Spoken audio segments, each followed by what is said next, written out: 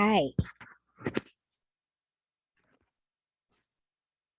good afternoon, or rather, good morning. Welcome once again to the certification course for energy management, implementing an energy management system in your company. So, welcome back po.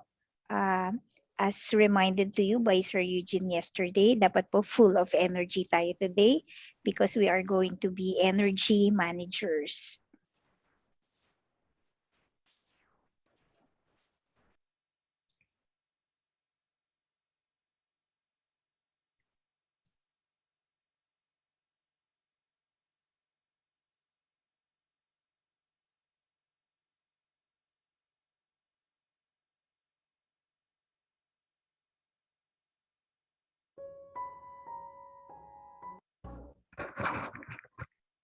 So let's start the afternoon rite by saying a little prayer.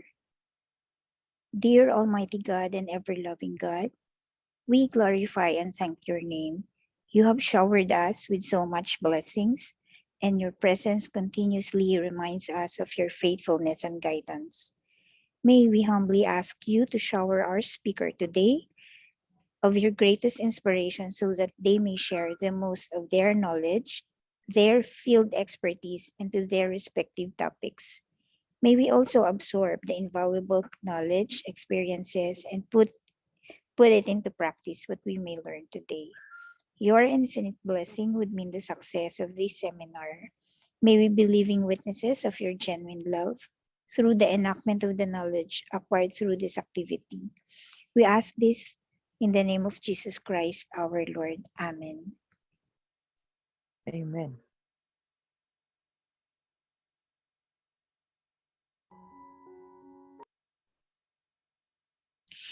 So, babalik po tayo sa ating Learning Hub.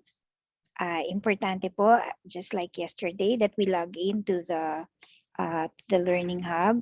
Just go to the Meralco Power Academy website. Kita po natin sa screen, meralcopoweracademy.org. Ang gagamitin po nating login, yung mga ginamit natin yesterday. At ang password po natin, dapat nagpalit na po kayo ng password. Meron po bang bagong joiners yung hindi po naka-join yesterday? Ang pupunta po kayo sa Meralco Power Academy, ang access nyo, first name, that last name. And then password is CCEM03 exclamation point. Meron po tayong activity today. Kailangan nyo pong ma-access itong learning hub natin because the activity is stored in can be only accessed through the learning hub.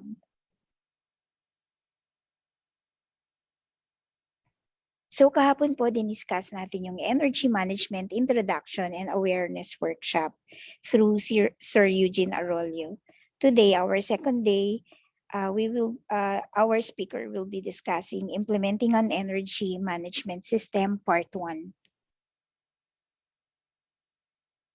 So again, yung pong session natin, it will be recorded for our use only and will be available at the Learning Hub for 30 days. Pwede nyo po doon i-access anytime that you want to review it. Remind ko po ulit yung Zoom ID nyo po, paki-rename po, first name and last name for attendance po. Importante po makita namin yung name nyo sa attendance kasi doon po kami nagbe-base ng attendance natin. And then turn on your cameras for better engagement. Again, yung pong reminder kahapon, be 100% present, disable your notifications, put your phone on silent, and close your email. Bakasyon po muna yung mga boss natin. At kung kayo naman po yung mga taga-pirma sa office, next week na po tayo pipirma. Pag hindi po nagsasalita, i-mute muna natin yung audio natin.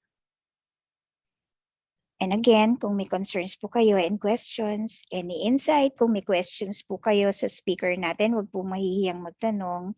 Sa chat box lang po lahat tayo magkikita-kita. So reminder po, yung certificates po natin will only be issued to participants who have completed the requirements, the 8 sessions, and complied with all the requirements of the facilitator. So yung isang requirement po natin, accomplish nyo na kahapon yung pre-test. Kung meron po pong hindi nag-pre-test, i-access nyo lang sa Learning Hub. And if you cannot access it, i-message nyo lang po kami sa chat box. And then, isa din po sa requirement, kailangan natin ng complete attendance. And then, yung pong activities, we have to participate and comply with the requirements of the activities. And then, we will have a post-test. So, introduce ko po yung speaker natin this afternoon, our expert lecturer.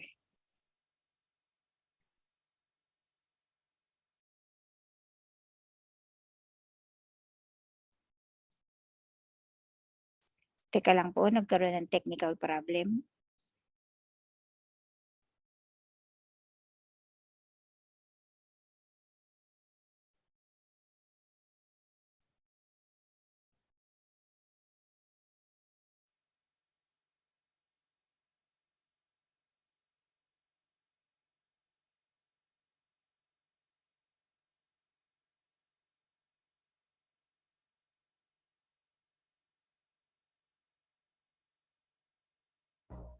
Our expert lecturer for this afternoon is Engineer Marionel P. Peralta.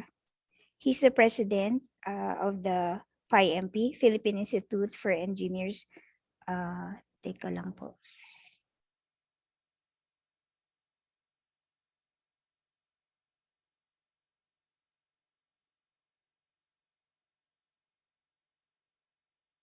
Our expert lecturer for today is Engineer Marionel Peralta.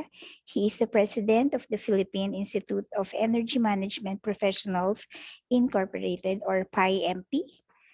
UNIDO DOE National Expert of Energy Management System, ISO 5001, a certified management consultant and training speaker.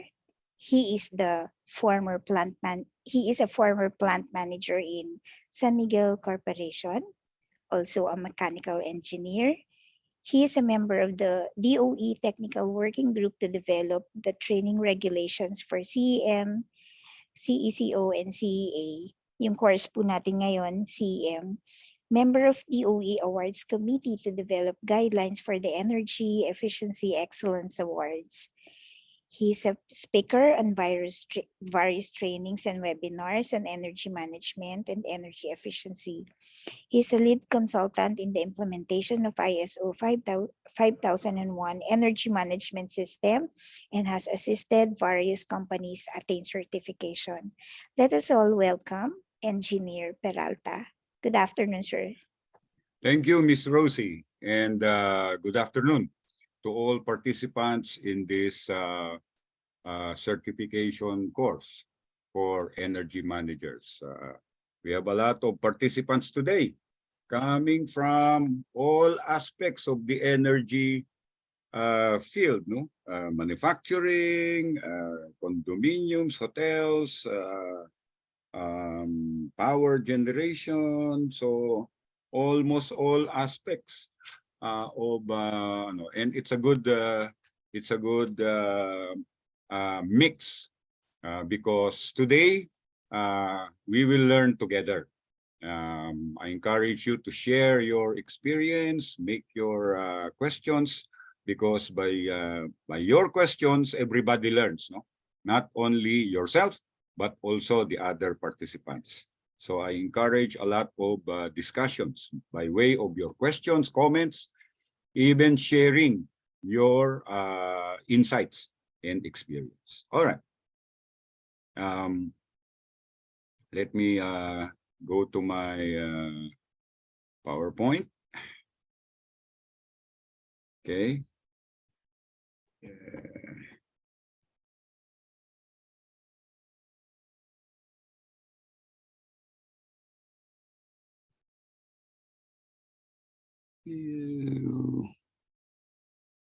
Okay.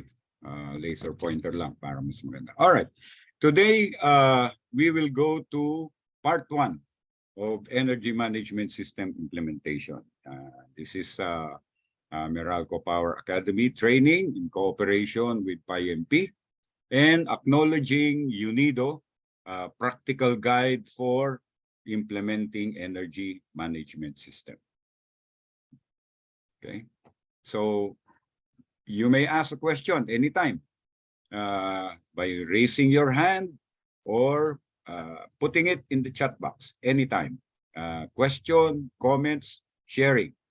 I encourage you to participate well in today's session because by sharing, we have about I think we have 50 participants today. So average na lang ng 10 years, that's 500 years of experience here pulled together in this training. So by asking your questions, making comments, sharing your insights and experience, you not only do you learn, but everybody learns at the same time, including myself. So today we will learn the 6 key concepts of implementing energy management system, the energy team, and the energy policy. And also reviewing the requirements of the law, the Energy Efficiency and Conservation Law, which is Republic Act 11285. Then we will go to the energy review process, which is one of the important things that you need to do in an energy management system. And lastly, we will learn about significant energy user. And towards the end, we will have a workshop so that we can practice what we learned today. No? Okay, let's start with a question. Is it possible to achieve 10% energy savings in 1 year? So I think we will do this by doing a poll, Ma'am Rosie. So just choose an answer and submit to the poll. Either yes, it depends, or very hard.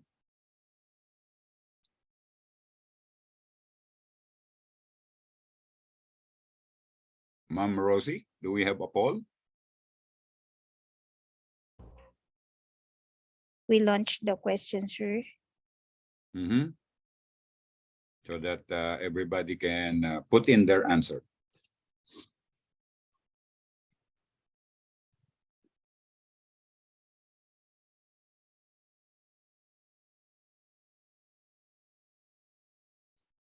There you are. So is it possible to achieve 10% energy savings in 1 year? So either you choose yes, it depends, or very hard. Go ahead, you may start now.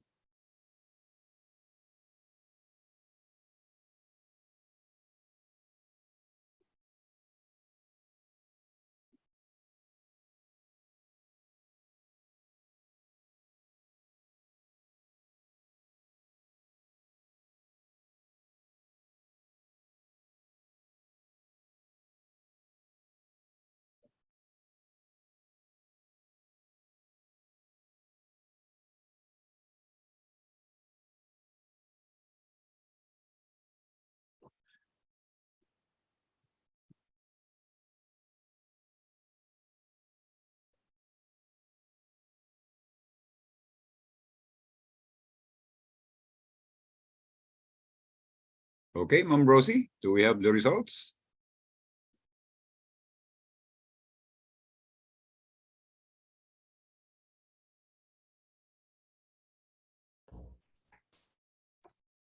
%95, sir, yung yes.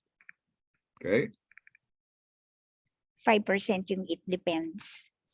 Okay. 0 yung very hard. 0, sir, yung very hard. Okay. 95% yung yes, 5% yung it depends. Okay, thank you.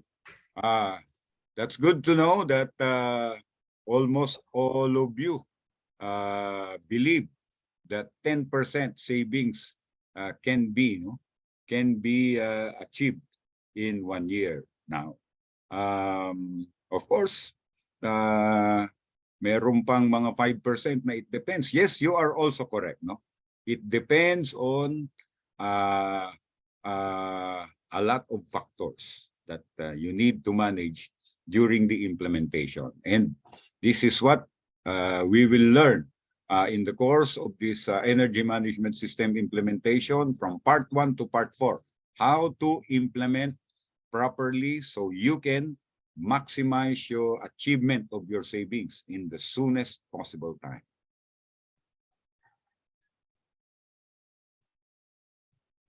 Okay, so let's review the Energy Efficiency and Conservation Law, Republic Act 11285. It says, designated establishment shall integrate an energy management system policy into the business operations based on ISO 50001 or similar framework. Okay.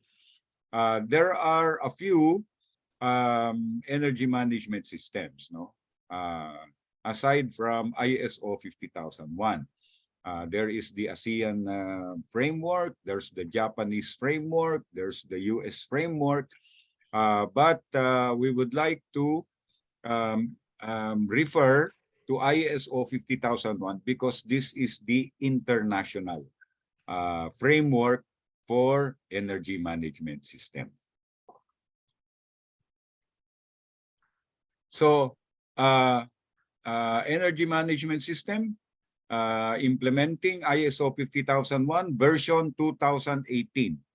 By doing so, you achieve compliance with the energy efficiency and conservation law. Not only that, you achieve energy savings up to 10% without capital expenditures. There are techniques and focus areas which you can do na you don't have to spend capital expenditures and you can achieve 10% savings. Companies have achieved that already. Some companies achieved that in 6 months. Another company achieved it in 12 months. So it has been done and it can be done by you also. In doing so, by achieving energy savings, you also contribute to reducing greenhouse gas emissions. 1 kilowatt hour reduced is equivalent to 0.6 kilos of CO2 emission reduced. Okay. Well, this is the old ratio by Department of Energy. I think Meralco is using 0.7. Pwede rin, you can use 0.7. 1 kilowatt hour reduced equals 0.7 kilos of CO2 emission reduced. So you help prevent greenhouse gas emission into the atmosphere. And if you have achieved a lot of savings on kilowatt hour or energy, you can actually, your company can actually make this as a good company image. You can advertise to the public that your company has achieved, say, 10,000 kilowatt hours for 1 year, and it is already equivalent to helping the environment, reducing CO2 emission. So it is a good company image. Okay? A lot of companies are doing so. No? They are implementing energy management.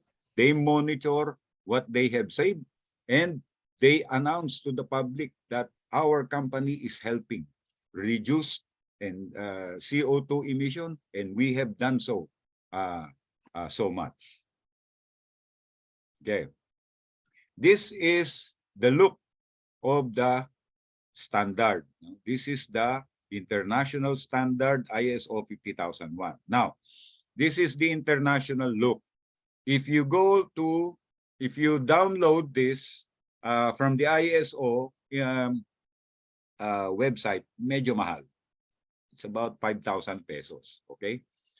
What you can do is you go get a copy from DTI Buendia Bureau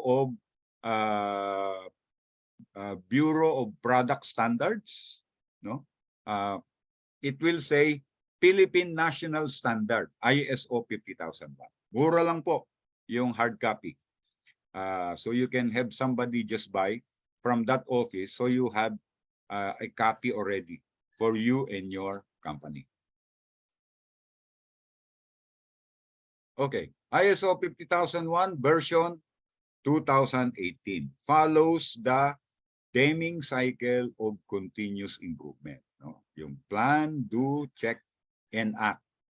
It's a cycle of continual improvement. So we are also doing based on UNIDO practical guide for implementing energy management system. So we acknowledge that this framework came from the United Nations Industrial Development Organization. And we are also teaching this so that more companies will be aware of the practical guide that UNIDO presented to us. Okay. So the UNIDO practical guide for implementing energy management involves 6 key concepts. On the left, you will see that it is also a continual improvement cycle. No? So from leadership commitment, policy, planning, operation and support, performance evaluation, and presenting to top management and doing the cycle again. So it is also a continual improvement cycle. The 6 key concepts are commitment, then defining the roles and responsibility. This is how companies differ in achievement. The level of commitment from the top bosses, from the top management, to the middle managers, to the engineers, and to the ordinary employee. The level of commitment, diyan po nagkakaiba ang mga achievement ng companies. I have seen companies whose top person in their energy management is a vice president. And I have seen companies, they don't even have an energy engineer appointed. So therefore, magkaiba talaga yung achievement ng ano diyan ng energy efficiency and energy savings, no? So the level of commitment from the boss to the managers to the engineers, the higher the better, the more you will achieve energy savings in the soonest possible time. So yan po, one of the most important factors. And we will learn what are the factors that determine achieving energy savings. Number 2 is significant energy use. We will be able to learn that today. And then energy baselines and energy performance indicators. You will learn that tomorrow in part 2 of this energy management implementation. Opportunity list and operational control, you will learn that on part 3 of the energy management system implementation. And of course, a regular review to determine areas for improvement. How do you go forward? What else is needed to be done? So these are the 6 key concepts. Okay. Let's go to concept number 1. Management role and commitment. So it is the role of management to give commitment, sign the policy, allocate resources, assign responsibilities, give support to the energy team, and make decisions along the way, because the energy team will need certain decisions as you implement your energy management. So commitment is the foundation of the energy management system. Now, you as energy manager and team leader of your energy team must realize lang that most management, they have limited resources. No? They cannot give you all that you want and all that you need. You will have to prioritize.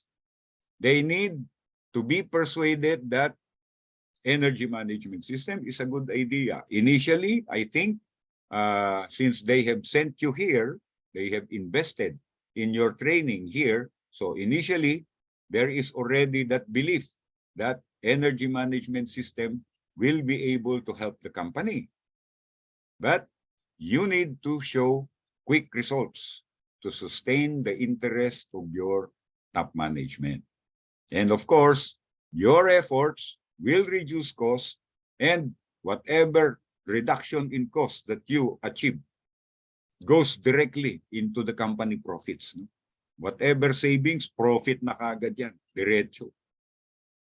You will also improve organizational environmental performance. As we said, no, as you achieve reduction in your electricity consumption, fuel consumption, you actually contribute to reducing greenhouse gas emissions.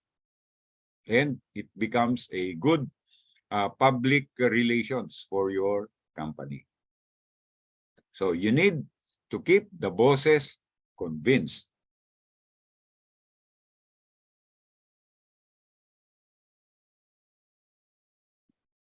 So Defining the roles, responsibility, and authority are also important, no?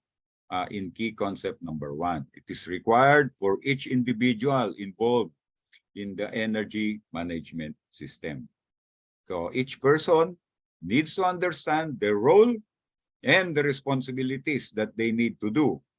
And everyone needs to know each other's authority and responsibility also. Sino bang may assign sa ganyan? Who is going to do this? Who's going to implement this project? Yan. Sometimes, it's like common sense, but it is often the source of ineffectiveness in the implementation of your energy management system. So this is a key concept, must be completed, accepted, and communicated in advance of the next step. So how do you do this?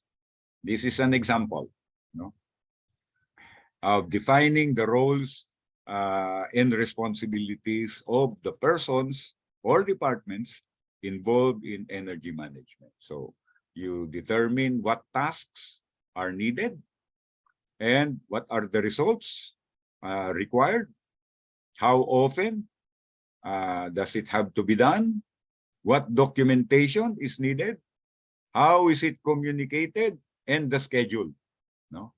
And you have the personalities here, say lead, inform, participate, no?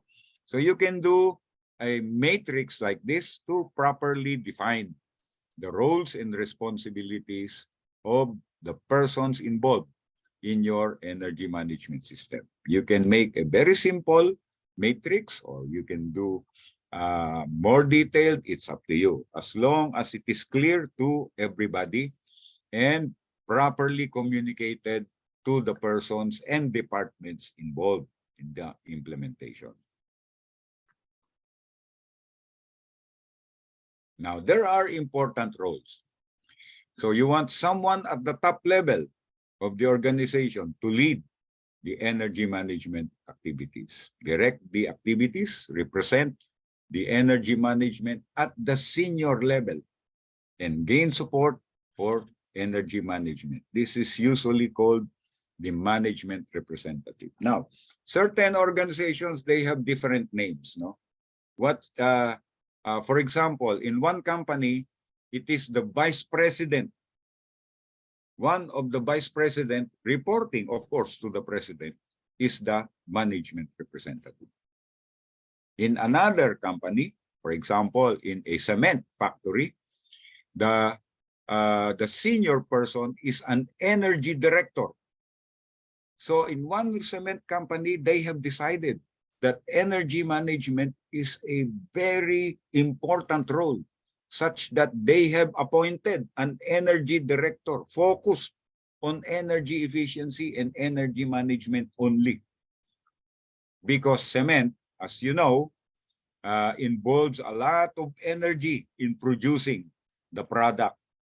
That's why they have appointed an energy director. So it's up to you. It is important that somebody at the senior level reporting to the top boss is the one leading the energy management system. So you also want someone to run the ENMS on a daily basis. So to know it in detail, coordinate with other departments, represent during external audit. This is usually the energy manager or the energy officer. In some cases, depending on the size of the company, these roles will be the same person, all right? In smaller organizations, the energy manager can also be the management representative. In large organizations, usually the management representative, the senior person, is different from the energy manager or energy officer. So it depends on the size of your organization. So the management representative responsibilities is really the overall implementation of the energy management. Reports to the boss, to top management on the performance of the energy management system. And reporting to top management on the performance of achievement of energy savings and energy efficiency, and looks after the energy management team. Okay? Plan, make directions for energy management activities. In larger organizations, most of the day-to-day may be completed by the energy manager or the energy officer. Okay?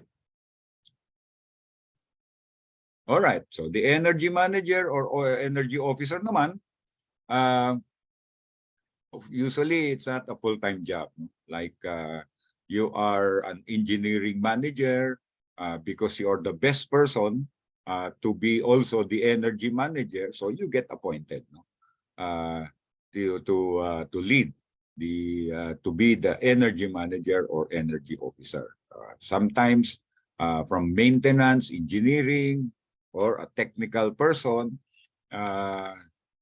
these are the persons that get appointed. So your role is to implement the energy management system, and you manage the energy use. And during audits, you are the auditee of the energy management system. So in terms of responsibility, it varies with the organization.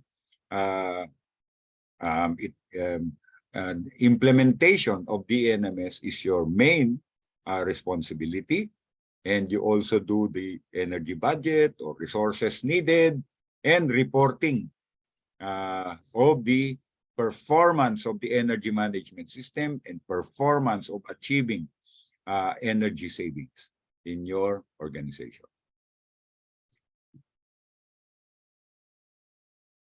Okay, so the energy manager or the energy officer is the team leader of the energy management team. No, so you decide what structure and membership do you have, depending on the size of your organization. Recommended are representatives of the significant energy use areas.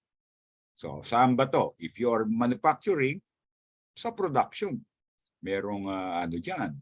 If you are a building, dapat mga tiga-facilities and maintenance nandiyan dyan, no? And also from building operations. Okay? So, iba-iba.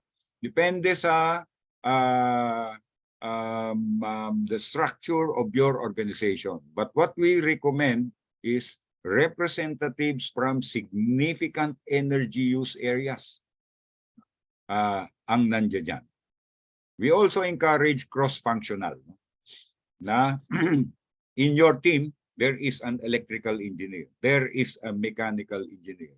If you are a manufacturing with chemical process, there should be a chemical engineer there. Something like that. Cross-functional. Somebody from operations and somebody from maintenance and engineering. So cross-functional, but you share a common and shared goal. Okay? All right. This is an example of an energy team. Okay? So you have the management representative there, directing, and your energy manager or energy officer as the team leader of the energy team. You company accountant from a financial perspective, okay lang, but not always needed, no? But operations, production, yan. Karaniwan sa manufacturing, dapat meron kang taga-production yan because you are in a manufacturing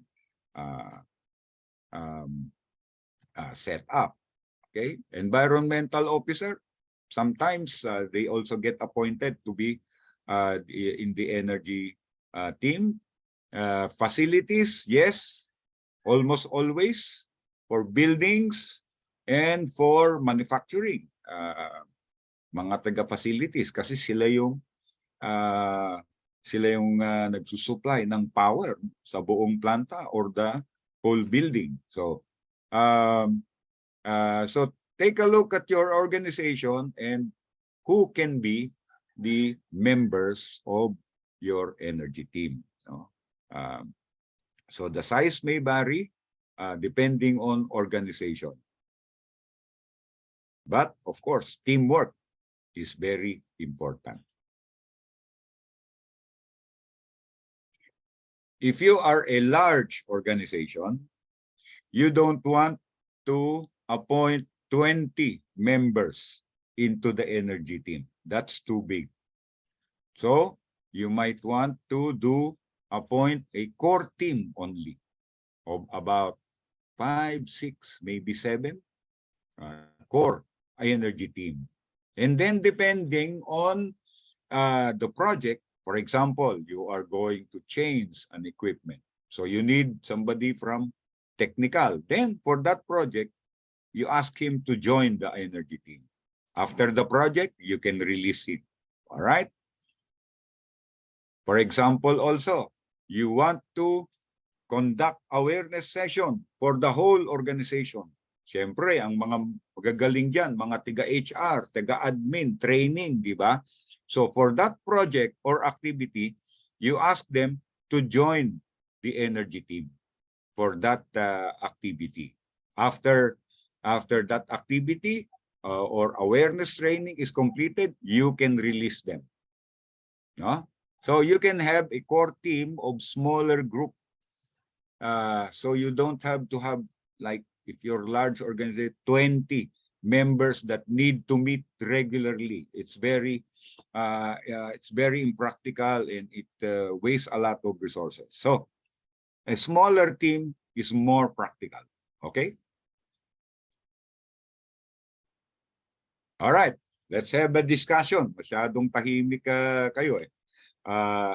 So what difficulties do you see in establishing an energy team in your organization? Pwedeng raise hand, pwedeng chat box. What difficulties do you see in establishing an energy team in your organization?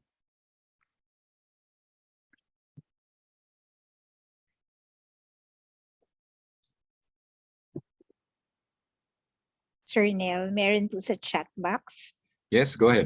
May comment po, commitment or ownership of each faction.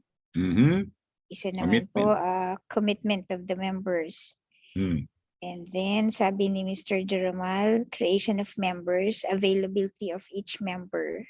Madami pong commitment and availability ang concern. Tama po yun. That's why it is very important for you to choose the members. No? Meron po akong naging experience na nung nag-umpisa sila ng energy management. Sabi ng boss, i-appoint mo si Engineer A. Okay? Siya ang energy manager. Sabi ng boss o di sige. Alright, organize the energy team. And then, nakakaisang taon na, hindi pa makausad-usad yung implementation. So later on, I got to know that the energy manager appointed is not really there. No? You know, his heart is not into the implementation. But just napilitan lang siya dahil sabi ng boss Sabi ng boss, ako daw O di sige, pero since wala naman yung puso niya, he does not really believe in the energy management system, so the implementation dragged on, you see? So it's very important to choose the people that you put into the team. Somebody who believes that he can contribute. Somebody who believes that energy management system is a good system and he will learn experience in that. And he will gain a lot of knowledge and skill in by being a member of the energy team, even though it is on top of his current job. Okay? So it's very important to choose the people. At pag diyan po sometimes nagkakatalo, no, yung implementation ninyo na pag nagtawag ka ng meeting, out of 6 members, 2, 3 ang a-attend. Yung 3, busy ako eh. Dami kong ginagawa, dami kong hinahabol eh. Well, take a look at your energy team again, no? Baka they are not the correct person to be in the energy team. Okay? Any other? Meron ba tayong raise hand dyan for a comment or sharing? Any other comment in the chat box? Another Mrs. comment, sir, Yes. technical expertise of members and know-how. Okay. Technical expertise, you can develop that, no, by training. Kagaya nito, this is a technical expertise training. So pwedeng pwedeng matrain yan. Ang importante, yung puso nila is into the energy management. Kasi kung alanganin, magiging alanganin din ang inyong implementation. Go ahead, Miss Rosie. Any other? Same concern, sir, awareness and technical knowledge of the members. Yeah. So if we summarize, sir, ang concern nila lahat halos ay commitment, availability, technical know-how, technical expertise. Comment po ni Mr. Bokol, shifting the orthodoxy of top management, that energy management is very important. Okay. Yes. I hear a lot of implementation based on compliance alone. All right? Sabi kasi ng gobyerno, designated establishment ka, kailangan mong mag-implement ng energy management. Okay, compliance. So, a lot of top management will say, what is the minimum cost that we need to do to comply? Okay? So parang comply. Hanggang doon lang tayo. Kasi tayo? Designated establishment. But in that kind of mindset, you actually lose a lot of opportunities. No? While it is mandated by law to implement an energy management system, there are a lot of opportunities also for you and the whole company. I have a story to share. I assisted one company in the energy management. Wala pa yung Republic Act. Meron ng mga companies na nag-implement, no? Energy management system, ISO 50000. Okay.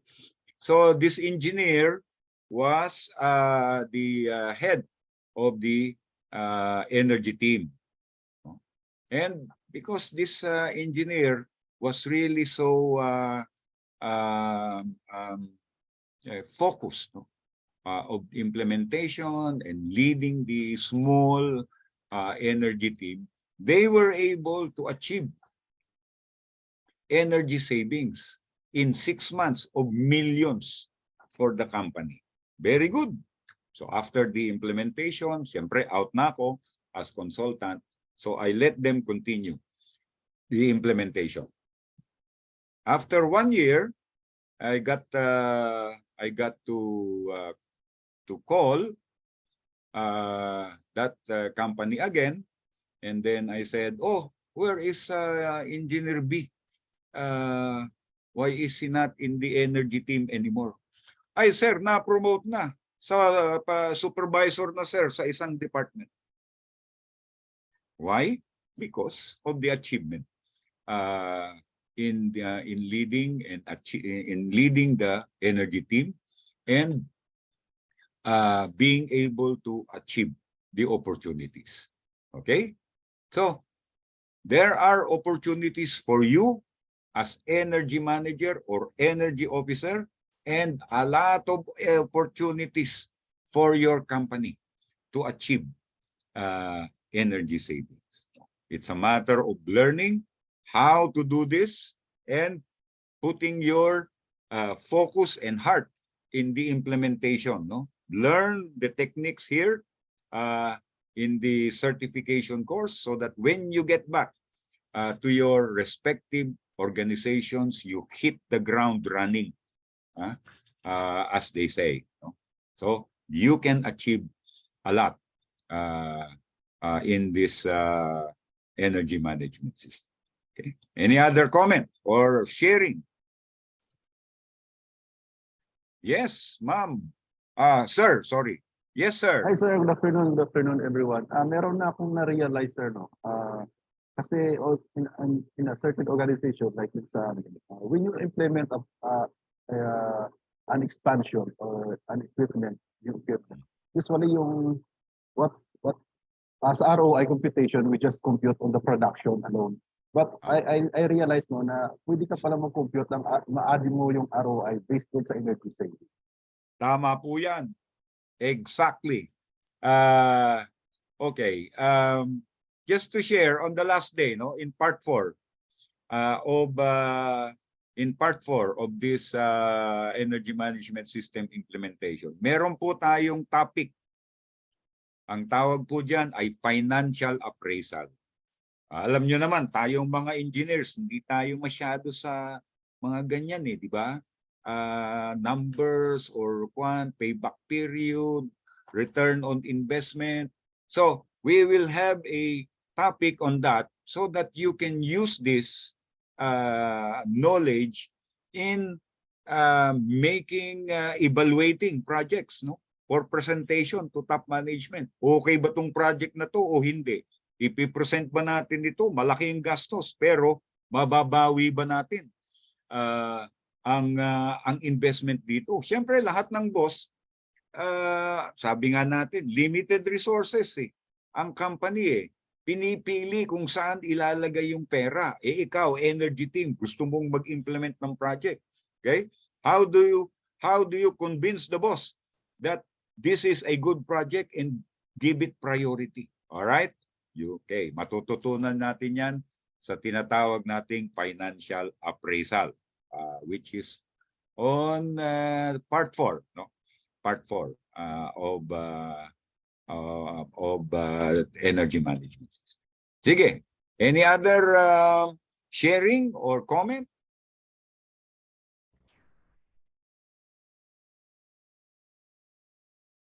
Meron pa bang chat box, Ma'am Rosie? No more comments, sir. Okay, sige. Anyway, anytime, no? Anytime during the course today, you can raise your hand, put your comment or question in the chat box, and we will attend to it. Sabi ko nga, we learn some in my experience in the speaking for Meralco Power, there is a lot more learning in discussions and questions and sharing than the topic that you will see. No?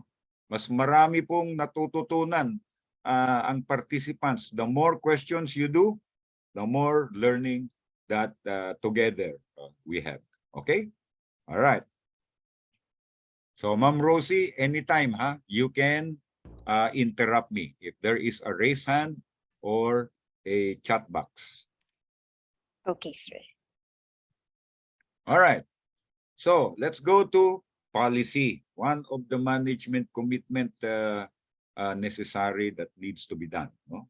So, policy is showing management commitment. It's not just a signature.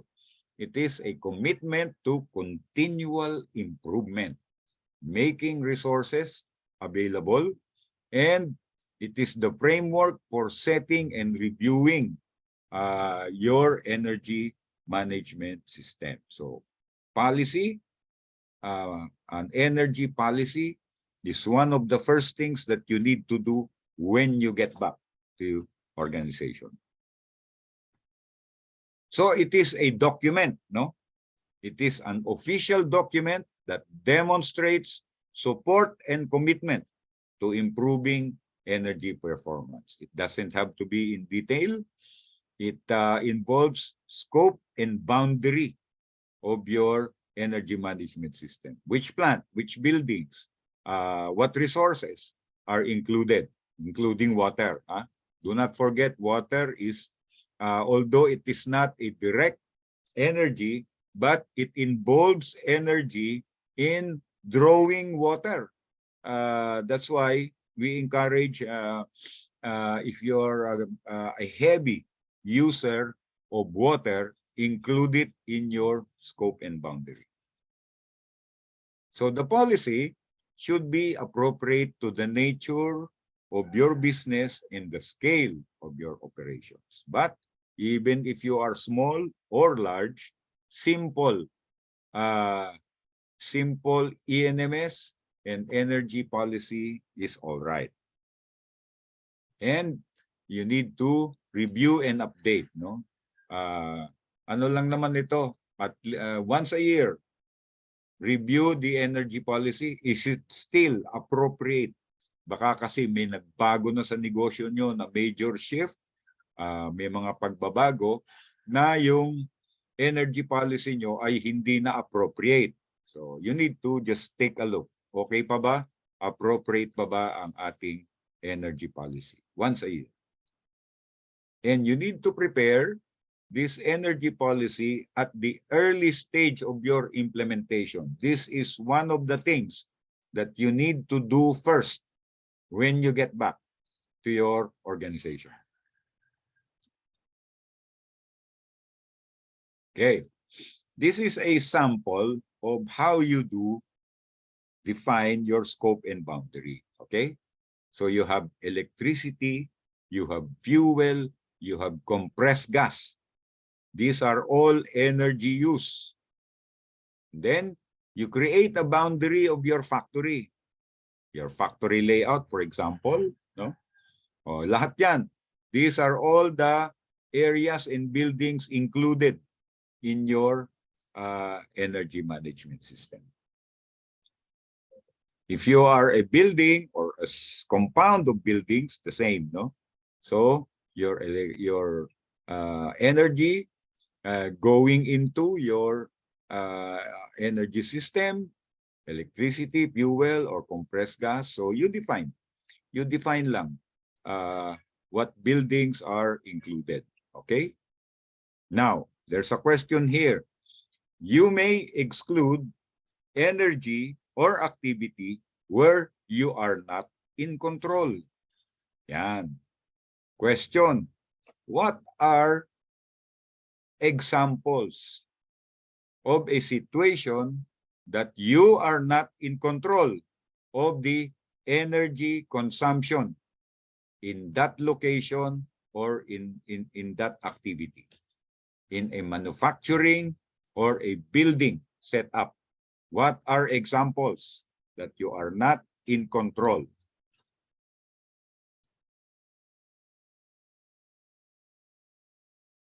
Pwedeng raise hand, pwedeng chat box.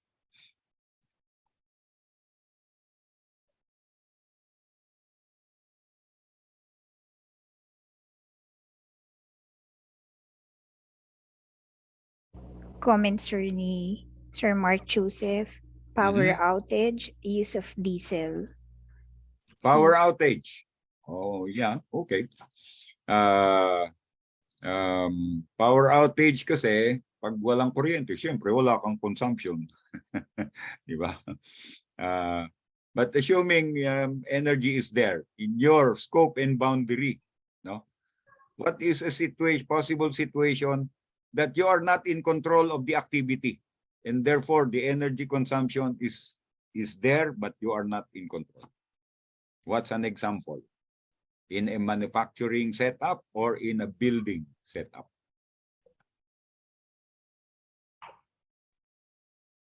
Another comment, sir. From Sir Junivic, Distribution Utility. Si Sir Ian Dedol naman, baseload energy ang sabi niya, sir. Base load energy, you are still in control of that. Mamaya, define natin yung base load natin. Sige, any other? Pwede namang manghula, walang problema. This is the process of learning. Ano? Sir, may question po.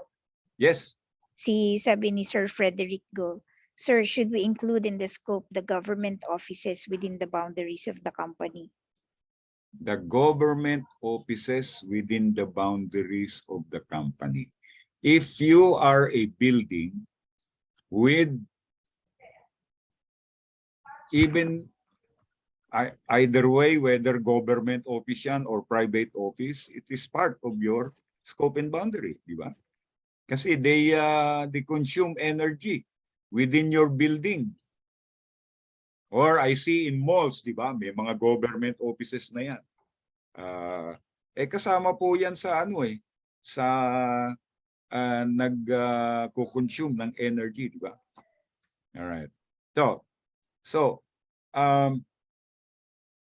look at activities within your scope and boundary. What are activities happening there that you have no control? What is a situation and activity that you have no control at all? Okay? In a building. What situation or activity can happen or is happening that you have no control at all?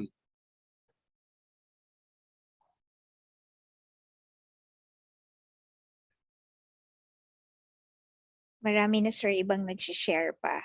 Yan, sige, go ahead. Sabi ni Ms. Rosana, operational equipment. Sabi naman ni Sir Aristotle, contracted services within your site. Teka muna, isa-isahin natin ha. Contracted service, kasama po yan. You have control of the contracted service. Kasi it's still, the contracted service is being done for you. So kasama pa rin po yan. Alright, sige, next. Operational equipment, sir. Operational equipment, that's your equipment. So kasama po yan. Yeah. Sige, go ahead. Sabi ni Sir Mark Joseph, heat load from sunlight, additional load in cooling system. Sabi ni Ms. Ronaldine, almost the same, sir, weather. Weather, yes, you have no control. But the effect of that to your air conditioning, you have control. Air conditioning is your power consumption, di ba? You still have control of that. Okay? Sige, what else? Sige, okay to. Para mas maintindihan natin yung concept. What else is there? Sabi sir ni Sir Franklin, in a manufacturing production is always a priority. Yes, of course. Production is always a priority para makapag-deliver ng benta sa sales, di ba? Ganun talaga yon. But to a certain extent, it is a priority, but you can still control. Sige, next. Overtime work of production. Overtime work, yes. Sometimes it is needed, but it can be controlled. Sige, what else? For a hotel building, your temperature settings ng mga guest rooms. Temperature settings of guest rooms, you can control that. Elevator operation, sir. Elevator operation, you also can control that. Sige. Another comment on climate or weather. Meron pong acts of God. Disaster, calamity. Hindi na natin control yun, no? Okay, let me give an example na lang. In a condominium setup where you have sub-meters for your tenants, di ba? The activities of the tenants, you have no control at all. Kasi kaya nga sila nagbabayad ng ng lease dyan eh. Kaya nga sila tenant eh, di ba? Oh. So they have their own activity, they have their own energy consumption. You have no control of that because they pay you as a tenant, di ba? Of your building. So yun, you have no control of that. So you can exclude the energy consumption of your tenants. All right? But if you have a sub-meter system, you are still responsible for the overall, no?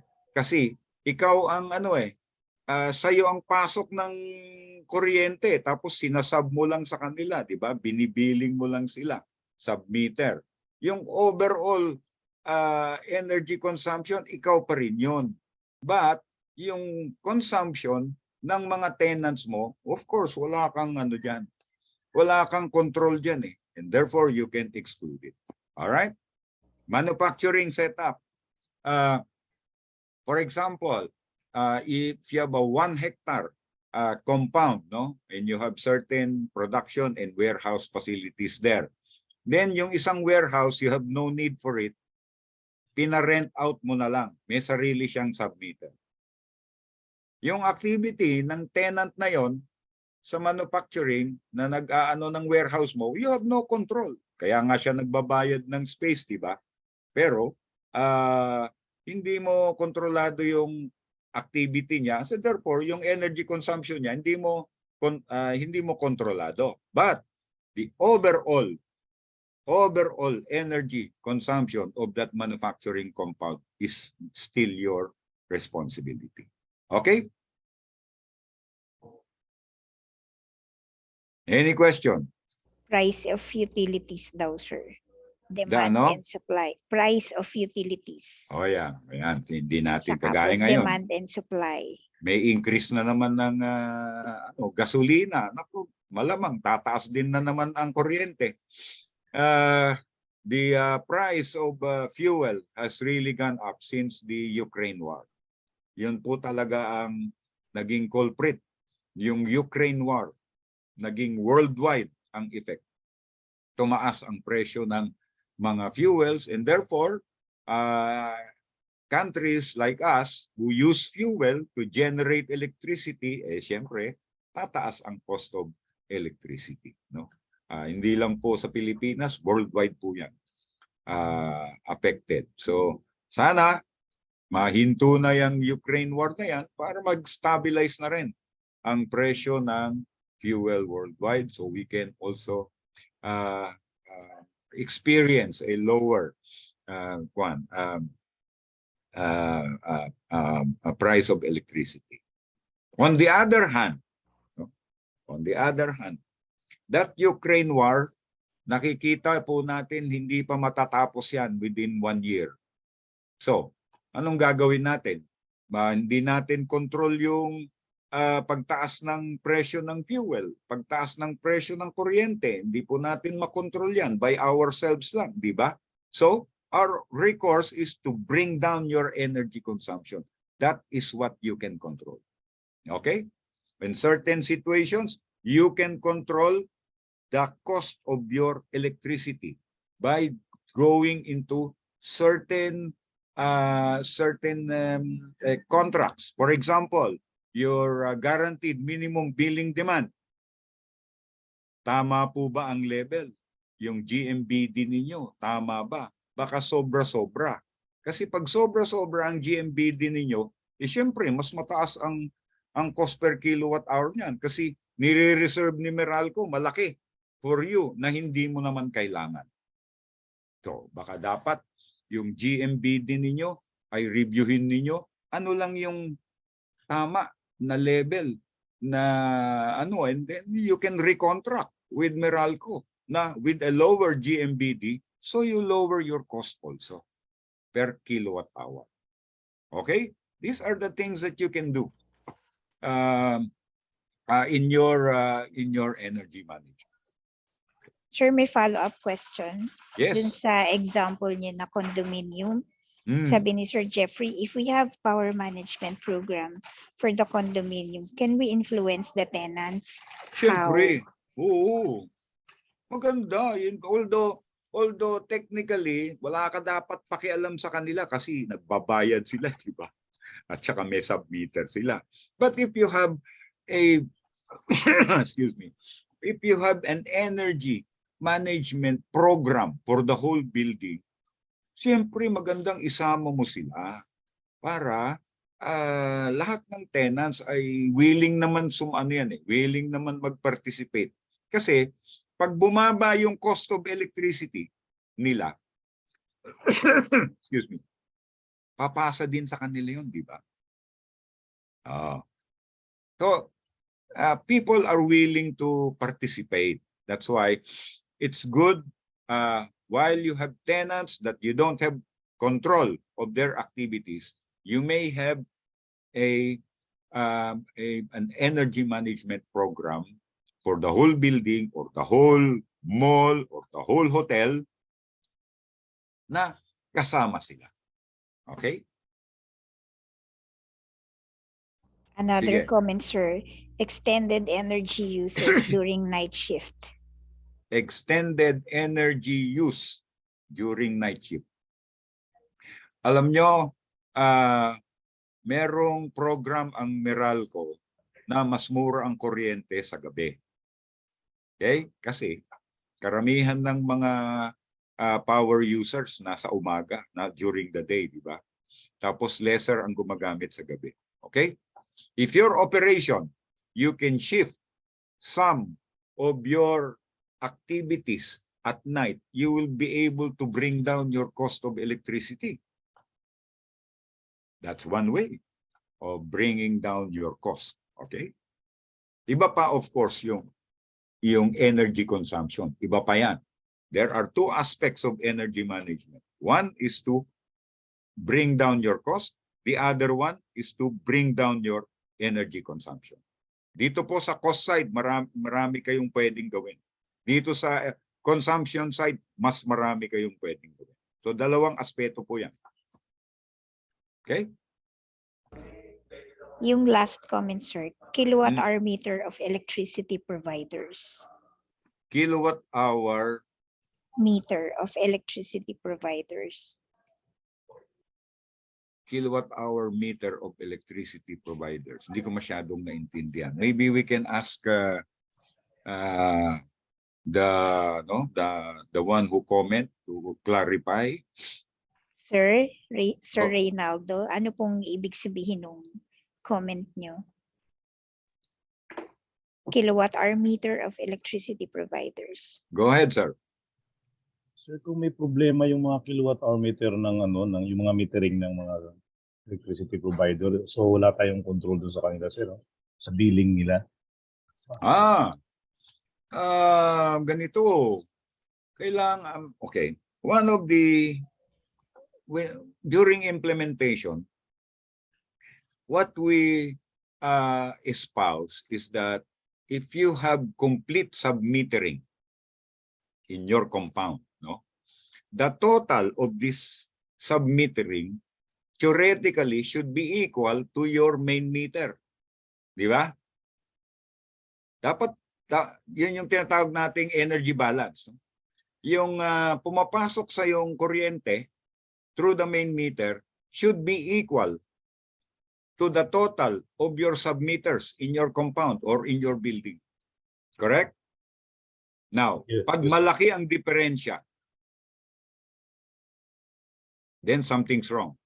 Either on your side or on the side of the main meter. Of course, dun sa main meter, madali lang ma-check yan eh. You request for calibration, no?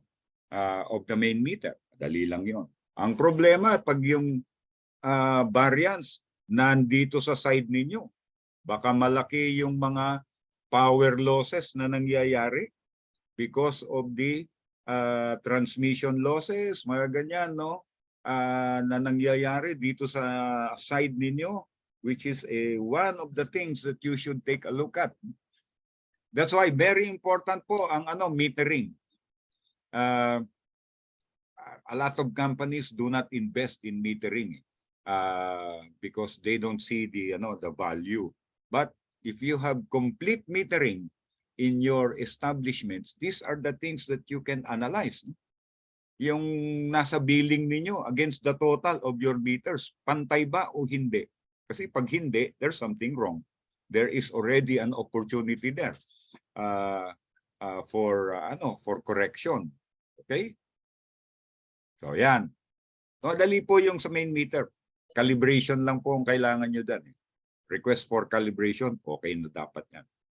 Yung dito sa side ninyo, yun ang tignan ninyo kung ang energy balance nyo, electricity balance is tama. Kasi pag hindi, maraming nawawalang kuryente na hindi nagagamit. Okay? Thank you, sir. Go ahead, Ma'am Rosie. Wala na po, sir. Alright. Mukhang na-exhaust na po yung questions. Sige, okay? So, ganon ano? Maganda tong discussion natin because, you know, a lot of learnings come into play pag meron tayong mga magandang discussion. Okay. So, let's go back to the energy policy. So, the energy policy is a commitment, no, to continual improvement of performance through the development and achievement of objectives. It is commitment to provide necessary information and resources. It is commitment to comply with legal and other requirements. So, mabibigat pong commitment yan. That's why it is important na meron kayong energy policy kasi sinusulat po yung mga commitment na yan.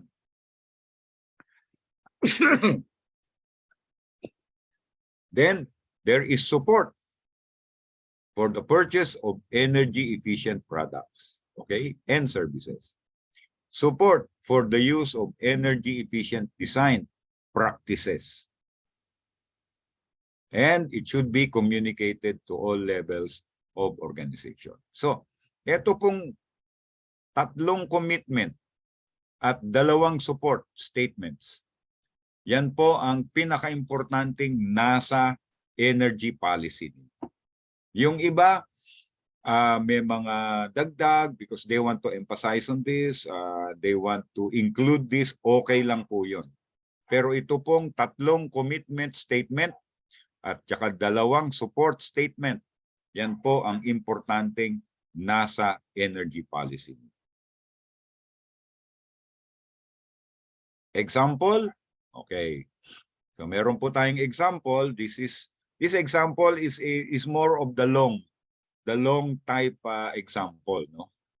Because in-incorporate niya lahat ng pwedeng maging statement. But it doesn't have to be this long. You can make short, very concise energy policy. No? So, for example, ABCD is committed to carrying out its operations in environmentally responsible manner, including the use of energy. And we are going to improve our energy performance.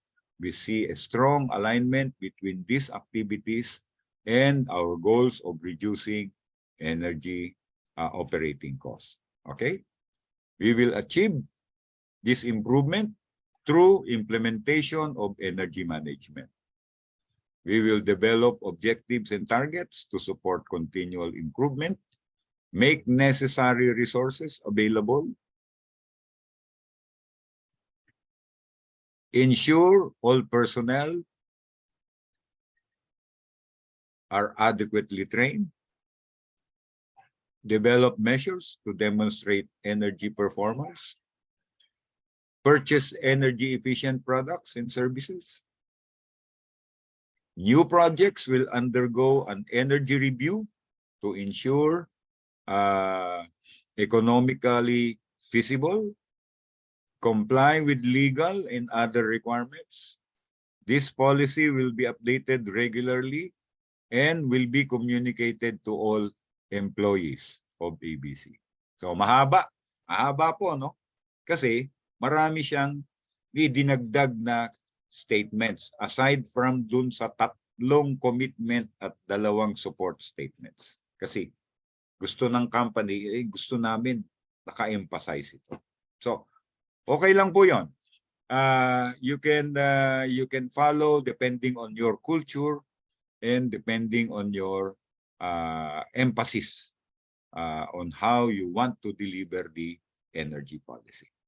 Okay? All right. So, energy policy is a document, no?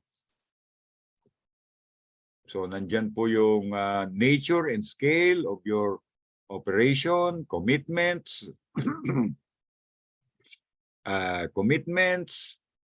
support, documentation, etc. Now, ito question. Who should be the signatory of your energy policy? Yan, raise hand or chat box.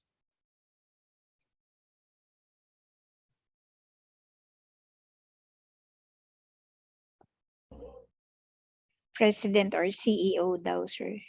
President, CEO, sige. Top management. Top management, sige. Anybody else? Managing director. Mm-hmm. President. Mm-hmm. Owner. Mm-hmm. Nag-agree sila, sir, na lahat top management, president, CEO, managing head. Meron Okay. pong isang sagot na naiba. Energy manager Mm-hmm. and the person who owns the project. Okay. Tama po yun, no? Ang sagot dyan, and what we encourage is the highest position in your organization should be the signatory of your energy policy. If in your organization, the highest person is the president, he should be the signatory of your energy policy. If you are a factory and the highest person there is the GM, he should be the signatory of the energy policy. Why? Because if your employees see the energy policy at ang nakapirma dyan ay yung pinakamataas na boss, the impact to your employees is highest also. Okay? Kasi pag nakita niya yung document, nakapost sa bulletin board, for example, no? Uy, ang nakapirma, presidente, oh, this is something serious. This is something that everybody should follow. Yan po ang ibig sabihin nun. So the highest person, mas mataas ang nakapirma sa inyong energy policy, mas malakas ang impact sa inyong mga empleyado. Kaya mas maganda po, no? The higher position, the better. Sabi ko nga, the highest person in your organization, siya po ang gawin yung signatory ng inyong energy policy because mas mataas ang nakapirma, ang impact to your organization mas malakas. Okay? All right. So, legal and other requirements. Ang legal po, pinaka-importante dyan ngayon ay yung Energy Efficiency and Conservation Law, no? Republic Act 11285. But you need to develop a list of all the requirements, no? So there may be local or regional laws that you need to follow in your energy management. There may be corporate requirements that you need to do. Management requirements, for example, monthly performance, no, reports, annual budget, voluntary agreements, baka meron kayong mga voluntary agreements on power, and the relevant standards of ISO 50001. No? Yan po yung encompassing na sinasabi nating legal and other requirements. Of course, the most important there is the EEC law. So make a list of all these compliance requirements, just like reviewing the Republic Act 11285, no? So ito po yung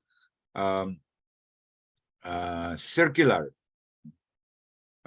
Department Circular, DC, implementing rules of the law, memorandum circular naman, energy reporting. Ito po yung pagre-report ng mga annual energy consumption, and training regulations ng inyong energy manager and energy officer, which says that you have to appoint an energy manager or energy officer formally to the Department of Energy, and then that energy manager has to undergo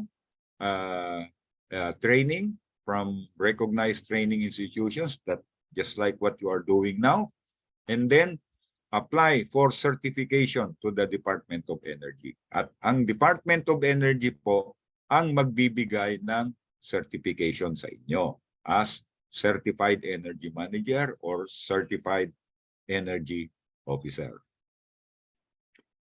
If you want details, you can go to doe.gov on the section of laws and issuances for some details.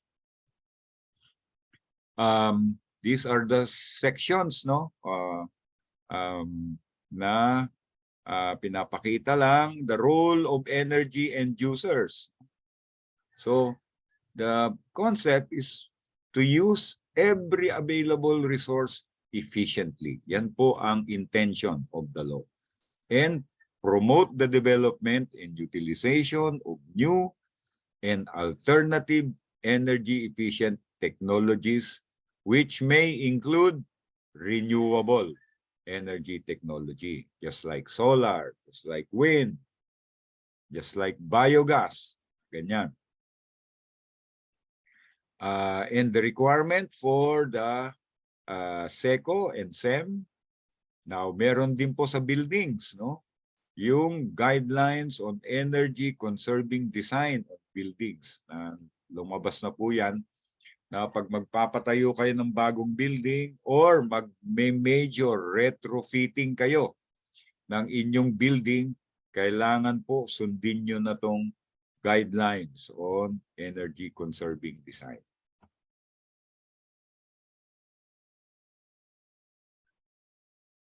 Okay. Nandito po yung definition ng type 1 designated establishment, which is 500,000 to 4 million kilowatt hours per year. Ay ko-qualify po natin yan later on. And type 2 is more than 4 million kilowatt hours per year. So ito po yung mga obligations. Submit energy reports, the AEUR and AEECR. Integrate an energy management system policy. Conduct an energy audit once every 3 years. And employ or appoint a SECO for type 1 and CEM for type 2. And notify DOE on the appointments or the change of appointments. Pag nagbago po, kunyari, nag-resign or nalipat yung inyong appointed SEM or SECO, obligation nyo po na i-notify ang Department of Energy. And then meron ding other establishments na yung mas maliit, 100,000 kilowatt hour less than 500 kilowatt hour and previous year. Okay. And DOE, of course, has the authority to visit designated establishments.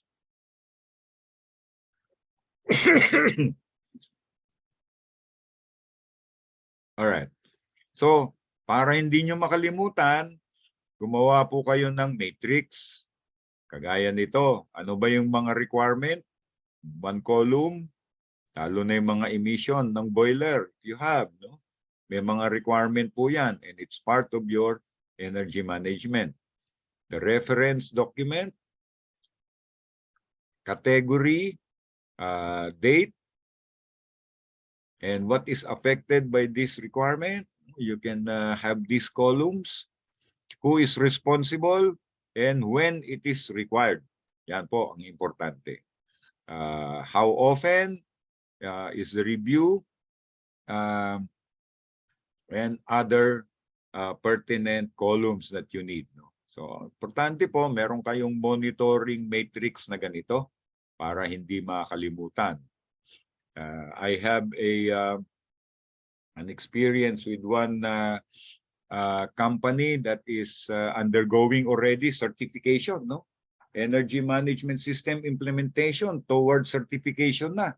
So naka-schedule na po yung third party audit, no? Next month. O malapit na. And then I asked the question, who is in charge of the calibration of your metering metering tools, pressure, temperature,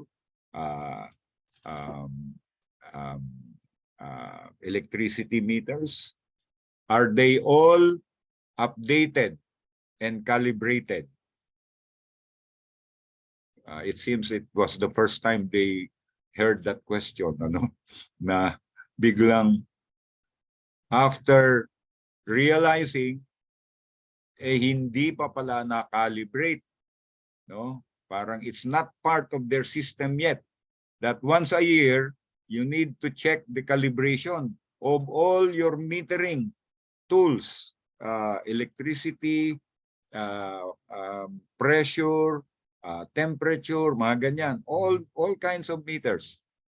Dapat yan at least once a year. Tinitignan at kinakalibrate. So medyo nabulabog sila.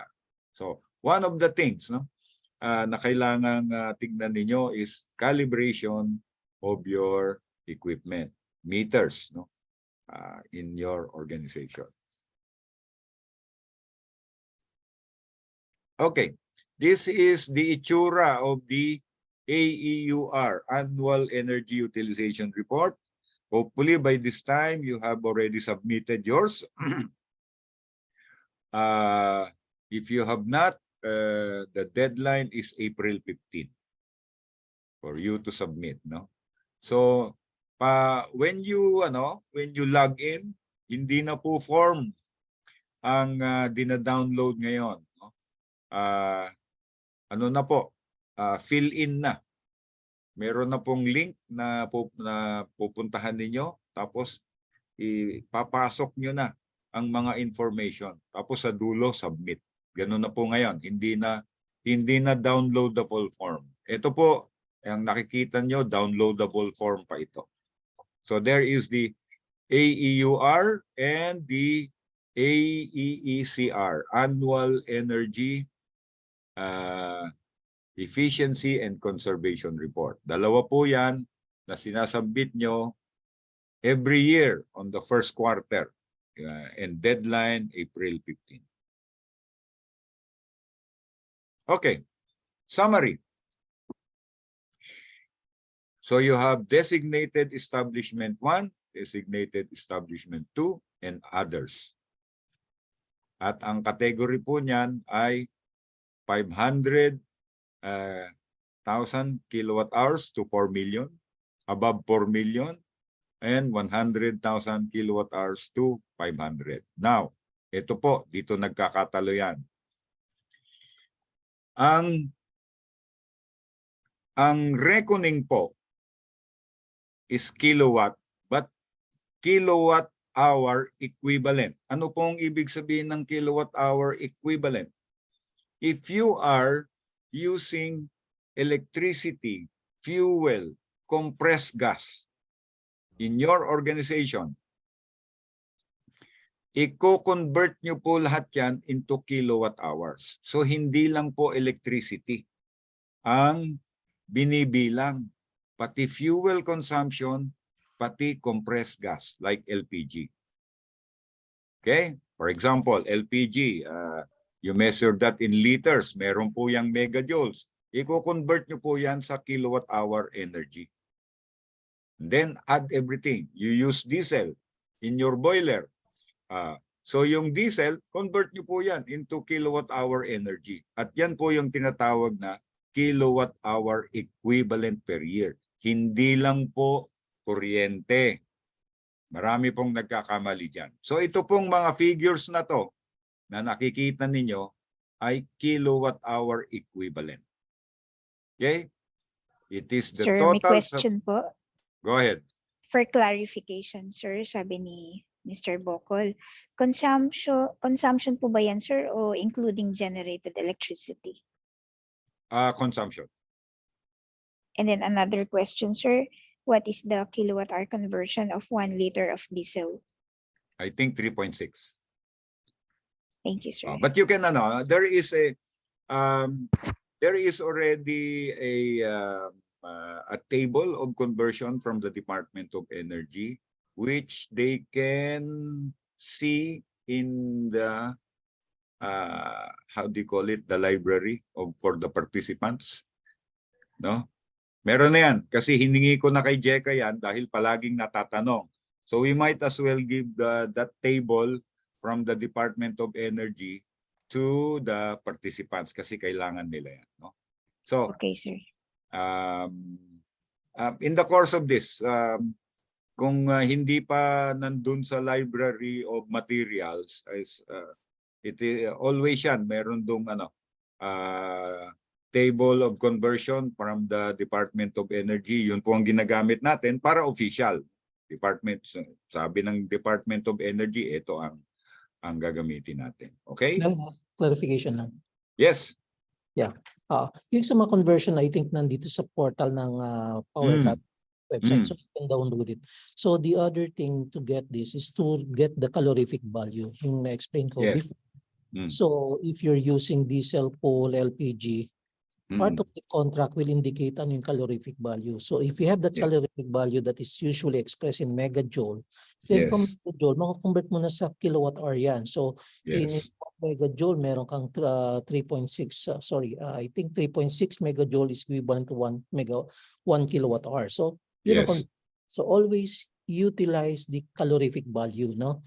So lalo na pag fuel ang ginamit natin. So bunker oil, calorific value. So at least kasi may mga losses yan along the way. Kaya lagi tayo magbe-base dun sa input. Binili natin ng diesel, binili natin ng LPG, binili natin ng coal, calorific value. Kasi during the transformation yan sa loob ng system natin, sa loob ng pabrika, you convert coal into steam or hot water, no? In that case, usually ang boiler would have a thermal efficiency of about 35%.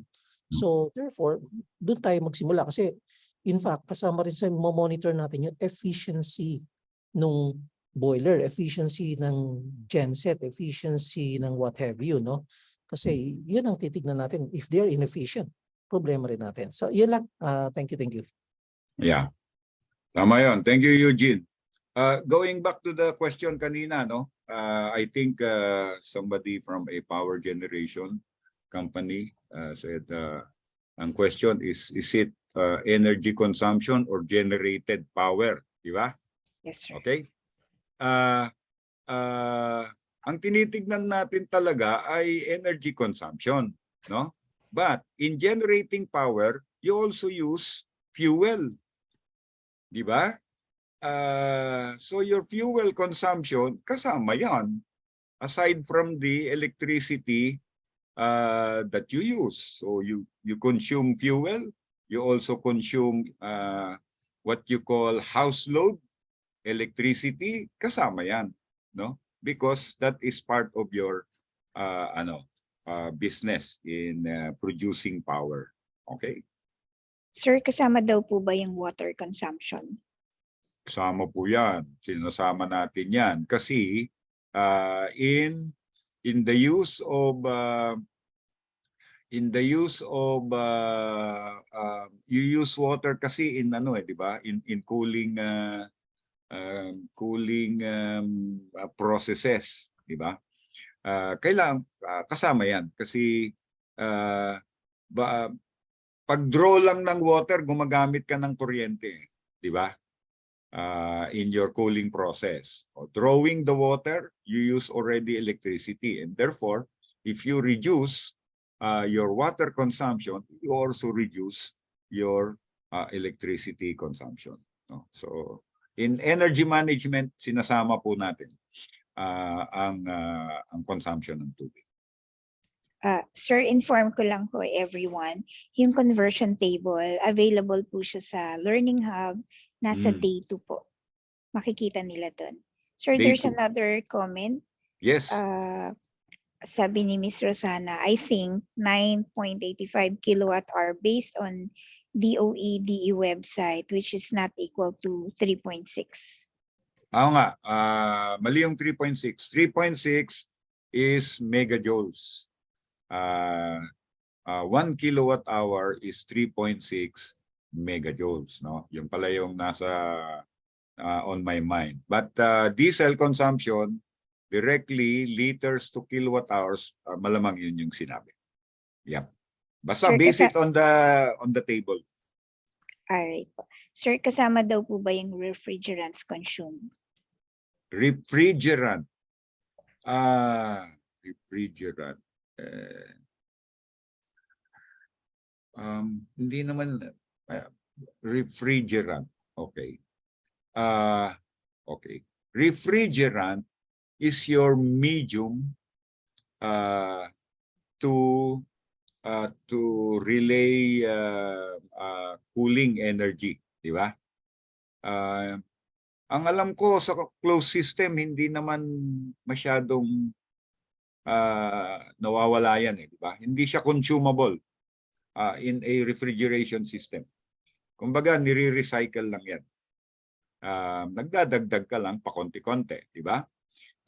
But the energy used in your refrigeration system, which is mainly electricity, yun ang kasama dyan. So, since you monitor electricity, kasama na yan sa, because you use electricity in your refrigeration system, di ba? Am I correct? That's how I interpret. May mga refrigerants ka. In a refrigeration system, you have refrigerant numbers, you have ammonia. These are refrigerants in the cycle that relay cooling energy. No? But to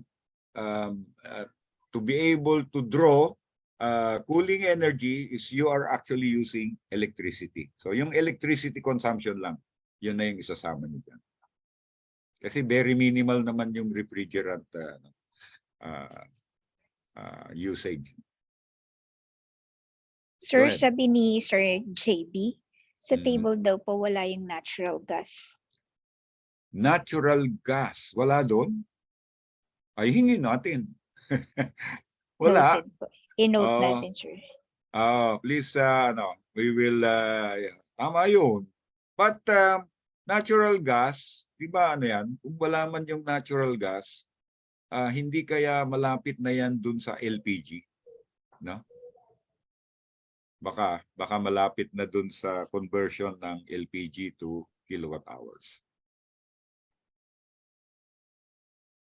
Sige, any Noted, other? sir. Hmm. Any more question po before mag-move to another project si Sir Nel, to another topic?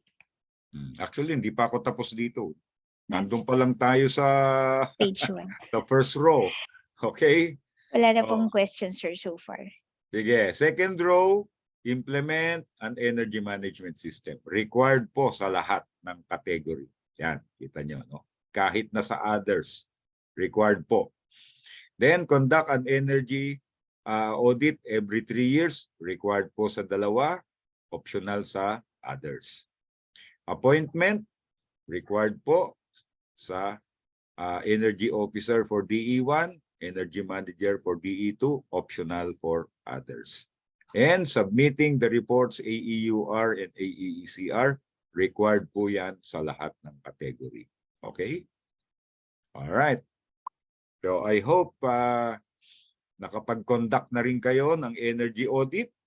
At kung hindi pa, ay I think kasi totoong deadline po niya, December 2022, no? Medyo in-extend ng konti ng Department of Energy up to March.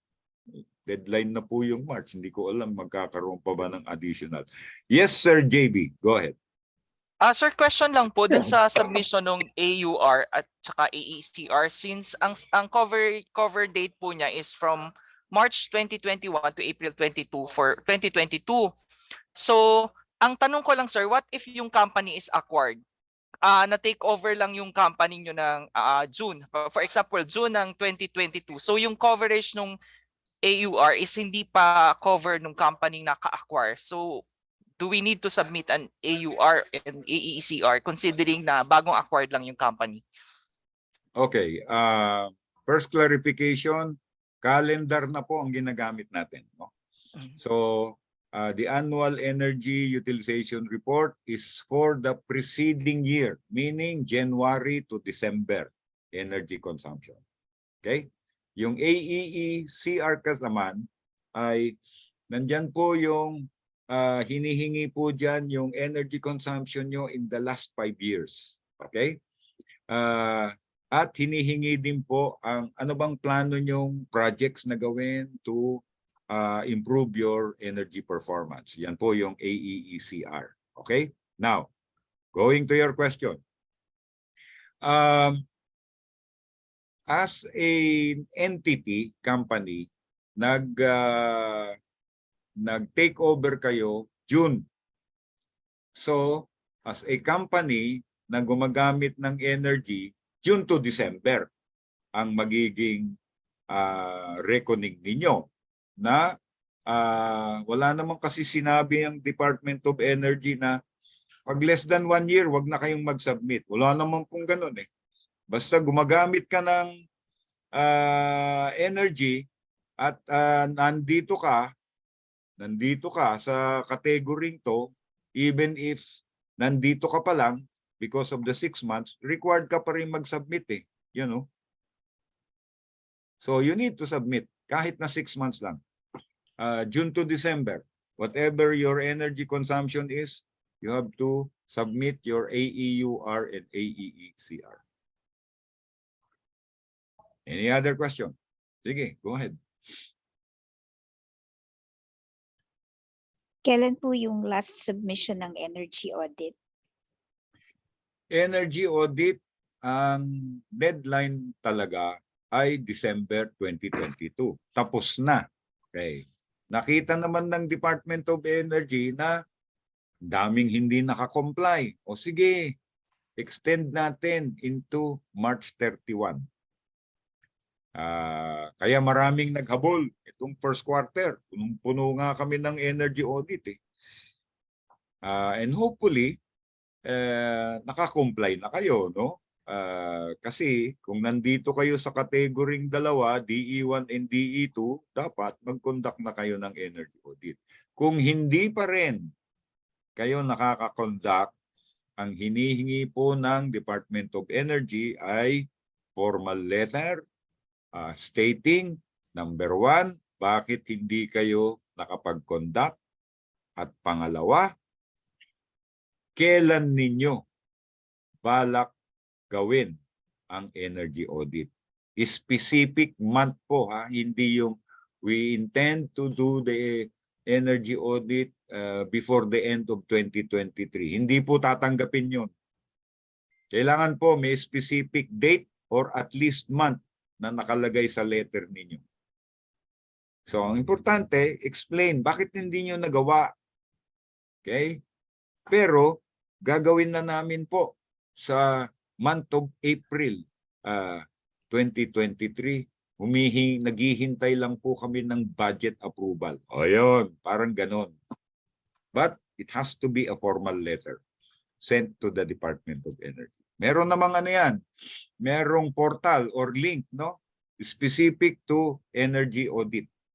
Doon po kayo magsasubmit. Next. Sir, paano po pag nakapag-conduct ng energy audit pero di na ipasa until March 30? Uy, bakit? Makapag-conduct ka na ng energy audit, di report na lang yun, di ba? Final report na lang ng auditor yun, Oh, Sir, paano pag hindi umabot? Kasi ongoing pa yung finalization ng energy report. Is pero it? tapos na yung audit. Yes, sir. Tapos na. Mga 1 week lang naman yan, Mahahabol nyo pa yan. At saka, well, ang importante naman ay nakapag-conduct kayo ng energy audit. So, yung submission, kung pwedeng madaliin nyo na. Pero kung hindi man, ay hindi naman siguro, makikita naman nila pag nag-submit kayo ng energy audit report kung kailan kinonduct. Kung Okay. pag-relay lang, medyo na-delay ng konti. Hindi na malaking issue yun. Sa tingin ko, Sir, another clarification po. Clarification lang daw po ulit. Yung reporting period ng reports AEUR tsaka AEECR ay January to December na. Hindi Yes. na po April to March next Oo. year. Opo, nabago na po yan. Nung unang lumabas, yung mga circular or IRR, ang binanggit ng Department of Energy ay ganun, they call it hindi calendar year. So, pinansin po namin yan, sa Department of Energy, and they realized that we were correct na most of the companies are using hindi fiscal year, they call it fiscal year, hindi January to December. Ang January to December kasi calendar year ang tawag din. So binago nila. Calendar year na po ang ginagamit ngayon para mas madali. Para tumutugma rin. When you say, submission of reports first quarter of 2023. Ang ibig sabihin nun, for the year 2022. Okay? Ayan, ganun po yun.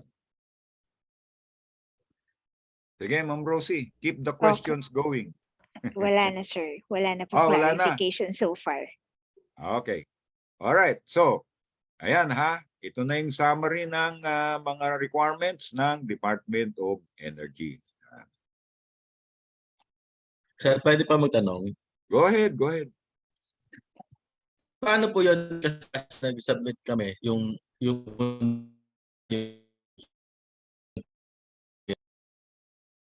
December? Medyo choppy ka, sir. Pakiulit lang.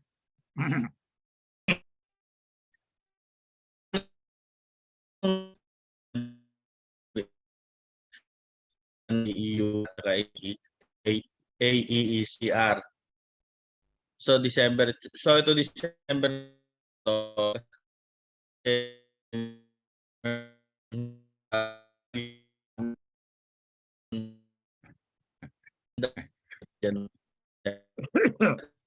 Sorry, sir. Wala kaming maintindihan. Medyo choppy Maybe you can chat box para mas maintindihan namin yung question mo. Yes, sir. Sir Hernani. Hey, sir, question lang, sir. Meron ako existing EM. And then ako, sir, after this training, I would like also to be an EM. Di ba may sir, may registration sa DOE. Bibigyan ka ng license number parang So, in terms of making the report, sir, dalawa kami pipirma. Ulit, pakiulit yung question mo, sir. Yung establishment namin, meron nang na-appoint na energy manager. Okay. And I think na-process na doon sa DOE website yung parang license pa yung license na ng DOE energy manager. And ako, sir, after this training, gusto ko rin maging EM. So Okay. when it comes to the reporting, ano sir, isa lang din ang pipirma nun for siyang co-carry yung establishment. Okay. Is it correct to say that your company intends to appoint 2 energy manager for your designated establishment? Yes, sir. So talagang dalawa kayo. Kasi medyo Alright. malaki talaga yung scope. Okay. My recommendation is kasi siyempre mas maganda yung at saka mas malinaw kung yung isang energy manager ay nagpo-focus dito at yung isa naman ay nagpo-focus sa kabila, no? Kumbaga meron kayong are you a manufacturing facility, sir, or are you a building? We are ano sir, power plant. Power plant. Okay. Pero one location lang. Yes sir. Actually yung the power that we produce, binibigay parang ano sir, we are a sugar milling and a power plant na nag-merge. So Okay. lahat ng power na produce na binibigay ng sugar ito export also to the grid. So medyo malaki siyang organization. That's why Yeah. I also tend to PNA. Okay. May maganda sana magkaiba kayo ng assignment, sir. For example, the energy manager, the first energy manager is in charge of the sugar mill, while you as the second energy manager is in charge of the power plant. That is my para mas magkaibang entity po ba ang sugar at saka power plant? Like different companies? Isa lang sir. Isa lang, isa pa rin, isa lang. Kasi ganito. As far as Department of Energy is concerned, no problem with them if you have more than one energy manager. No problem. As long as the responsibilities of the energy manager are delivered in terms of compliance. Sa kanila, ganun ano. Now, sa inyo, whose responsibility it is to deliver all this compliance? Yun lang siguro ang kailangang i-clear, no, in your organization. Okay lang naman na dalawa ang energy manager, pero paano yung hatian ng responsibility? Or is it there is a first energy manager and a second energy manager, and the main responsibility is really on the first energy manager? Yun lang kailangang malinaw, no? Pero sa Department of Energy, for example, energy audit report, ang pipirma dyan, energy manager. Di ba? Yung nag-conduct ng energy audit na certified energy auditor at saka yung tumanggap ng energy audit na energy manager of the establishment at saka yung representative ng top management. Tatlo po ang pipirma sa energy audit report. Ang tanong in your case, sino ang pipirma dun sa energy manager? So, I think it has to be clarified. Is it more of a seniority situation that there is a first energy manager and then there is a second? Kumbaga, may kapitan at may lieutenant na energy manager. Ganun po ba? Back up. Di ba? Pwedeng ganun no? Oo, may kapitan na energy manager, may lieutenant na energy manager. Di siyempre, ang main responsibility dun sa kapitan. Siya ang pumipirma. Ganyan. No? Kailangan lang ma-define ng mabuti. Walang problema na dalawa ang energy manager. Thank you, sir. Sir, medyo madaming clarification po Yes. about the reporting. So, yung isa po, clarify po ulit. Yung isa-submit po ng ngayong March, ang period covered ay January to December. Tama. Tama po. And then, Tama. Let me clarify that. There are two reports. AEUR, which is Annual Energy Utilization Report. It pertains to January to December of 2022. Okay? AEECR, Annual Energy Efficiency and Conservation Report. It pertains to 5 years from last year. So it is a moving 5-year report. Ito pong AEECR. Nandiyan dyan yung energy consumption mo for the last 5 years. Nandiyan yung ano ba ang existing na ginagawa ninyo, ano ang balak na projects ninyo, ano ang mga targets ninyo on energy consumption and energy savings, nandiyan po. Yan ang pagkakaiba ng dalawang report. sir, another po. Yeah. Dun sa mga first timer na magsasubmit nitong dalawang reports, kailangan na daw po to include already an audit report in our first submission. Okay. Magkaiba actually ang requirement, no? And timing. Yung energy audit, kaya lang naging Marso yan, is maraming hindi nakakomply nung December. Kasi every 3 years lang yan ito, di ba? Every 3 years lang naman yan hindi yan every year. Kaya naman naging December yung deadline is because the law was signed in 2019. So 2020, 2021, ang third year, 2022. So big sabihin, last year of doing an energy audit, yung 2022. Kaya naging December 2022 ang deadline. Alright?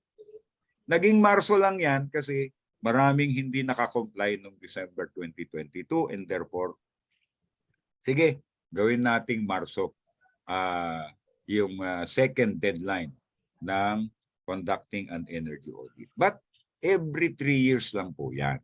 Okay? Ito, yung reports, every year yan. On or before April 15. Pero wag nyo nang hintayin yung April 15.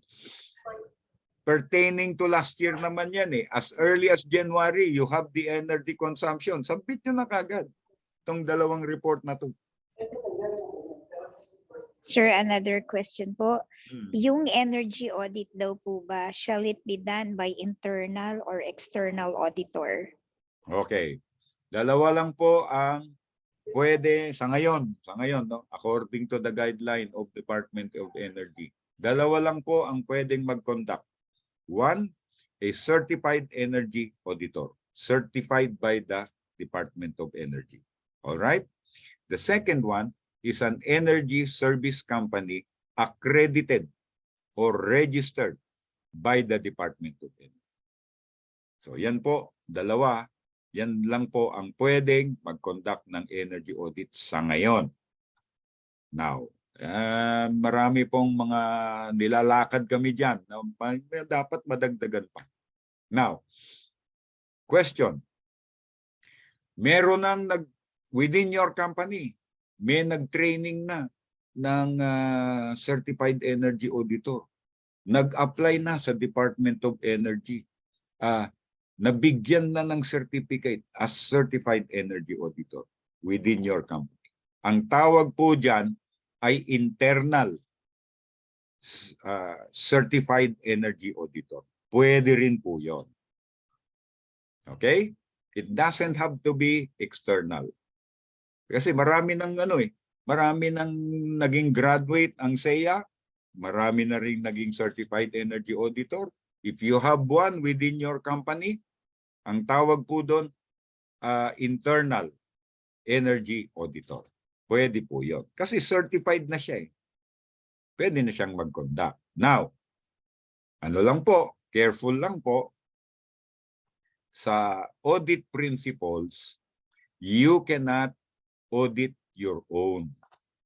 There has to be independence. Ibig sabihin, ikaw, engineer ka, you are part of the factory organization, no? certified energy auditor ka.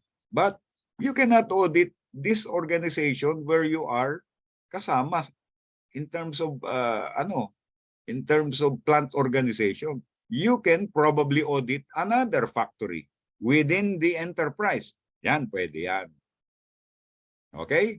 Kasi pag inaudit mo yung sarili mo, hindi allowed yan sa principles of auditing. You cannot audit yourself. No?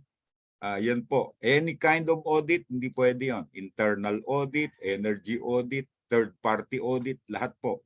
Hindi pwede, you cannot audit your own. There has to be independence. Okay? Sir, may tanong po in relation to that. Ibig po ba sabihin, yung pag-conduct ng annual preventive maintenance ay considered as energy audit since yung kinuhang service maintenance ay certified ng DOE? Okay. Dali lang, no? Bali, nag-PMS po sila. Nag-PMS kayo. Ang kinuha nyo ay ESCO. Okay? Energy Service Company. No? But a PMS, the objective of a PMS is different from the objective of an energy audit. So magkaiba yung focus area nila. Ang PMS kasi is you conduct activities, baklasin mo yung mga makina, tignan mo, o sige, kung ano yung mga dapat na palitan na. Yan po ang definition ng PMS. Ang definition ng energy audit ay naghahanap ka ng opportunity areas for better energy performance, energy efficiency, and energy savings. Yun po ang definition ng energy audit. Naghahanap ka ng opportunities for the organization. So magkaiba po ang objective ng PMS. Even if the ESCO na nag-conduct ng PMS is qualified to do an energy audit. Pero kung yung activity niya ay hindi specific energy audit, hindi po pwede. Sir, another question po sa submission pa rin. Last year po, nag-submit kami ng AEUR from April 2021 to March 2022. This year submission, ang gagamitin na ba namin ay January to December 2022? At Opo, kailan po ang submission?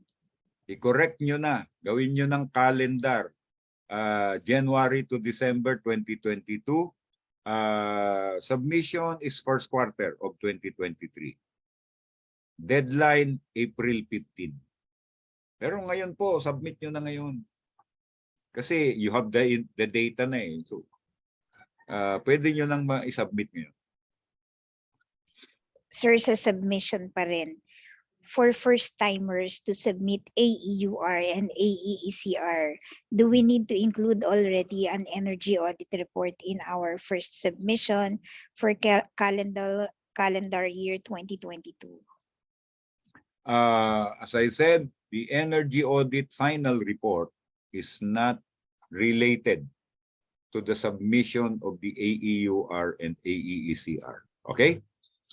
The AEUR and AEECR are annual reports that need to be submitted on the first quarter of the succeeding year pertaining to the last year.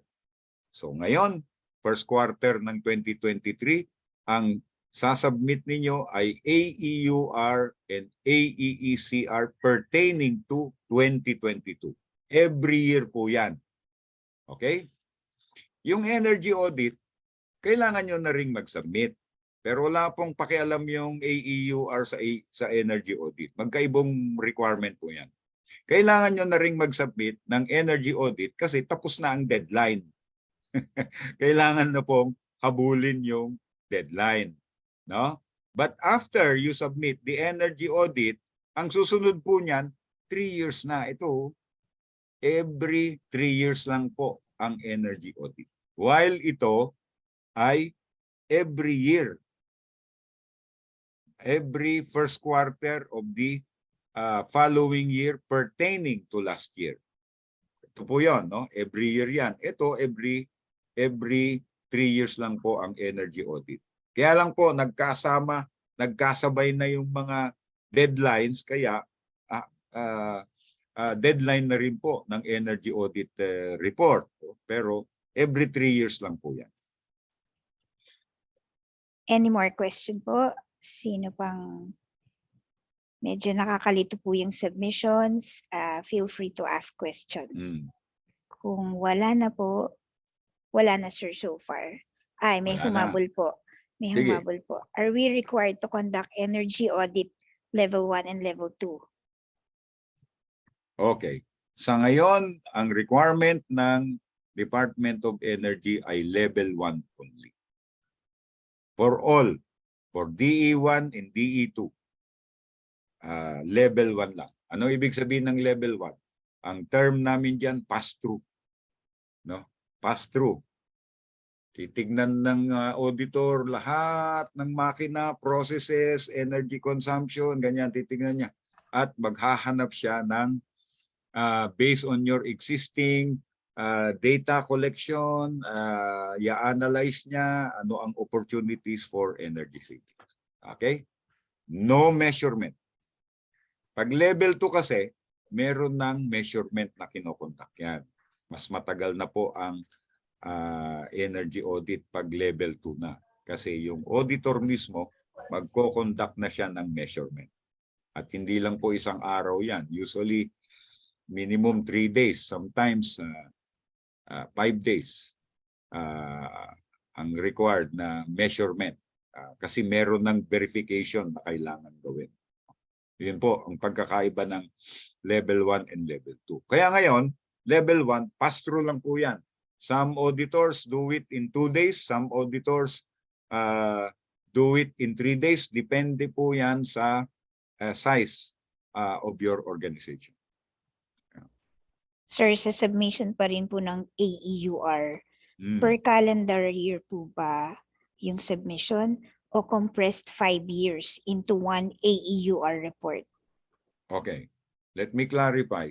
The AEUR, Annual Energy Utilization Report, okay?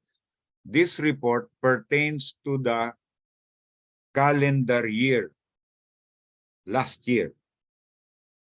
So kung gagawa ka ng AEUR now, ang nakalaman dyan ay 2022, January to December.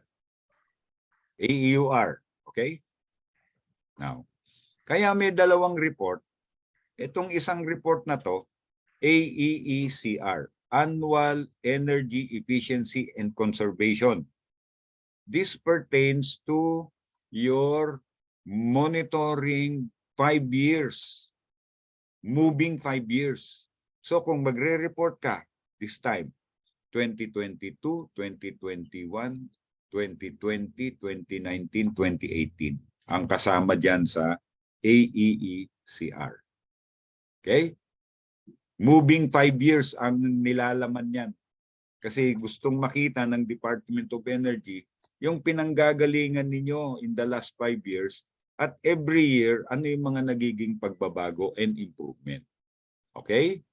At nandyan nakalaman yung mga hinihingi ng Department of Energy dyan, yung ano bang programa na ginagawa nyo ngayon? Anong programa ang balak nyong gawin?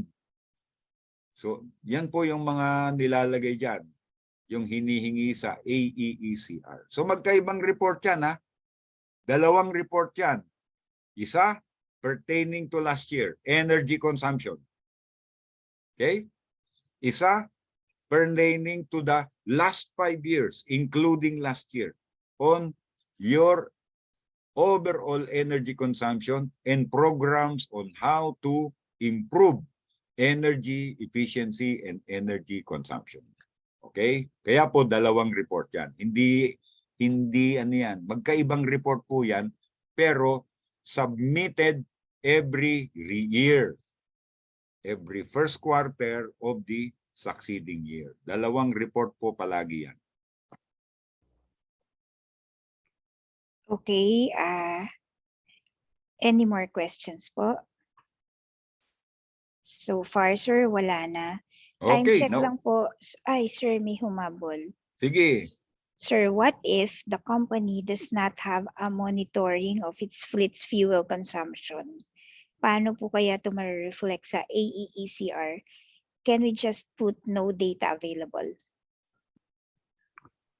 Walang fuel consumption monitoring. Okay.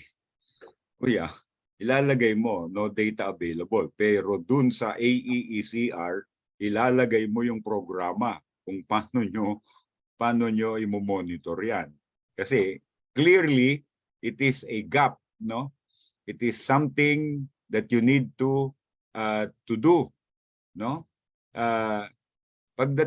Pag nag-report ka sa AEUR, may fuel consumption ka pero no data. Tama yun. Lagay mo, no data available. Pero pagdating dito sa AEECR, maglalagay ka dyan. Ano ang balak nyong gawin para ma-monitor ang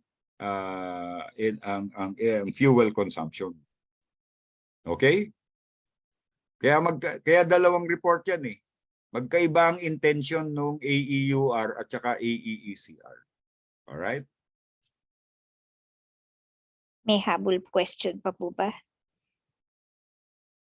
Sir, is 3:13 na po. Are we Oo, going to tama-tama. take a break Maganda now? yung discussion natin, di ba? Maraming question. So Apo. everything, marami tayong na-clear na mga situations and that's good. No? Because everything is shared, lahat natututunan. Okay, so it's 3:13. We will have, I think, 15 minutes break is okay.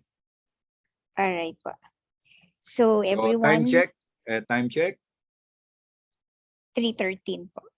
3:13. Okay. Yes. So let's have a 15 minutes break. Anyway, pag may question pa, mamaya, pwede naman, no? Kung may mga pahabol na question pa, pwede naman nating itackle after the break. Okay? Sir, one last po talaga before we take a break. Sir, Sige. as per FAQ on MC 2020-05-001, AEUR po yung 5 years data. Kindly clarify. AEUR yung 5 years data? I don't think so. AEUR is the yearly energy consumption report. AEECR is the report that pertains to last 5 years energy consumption.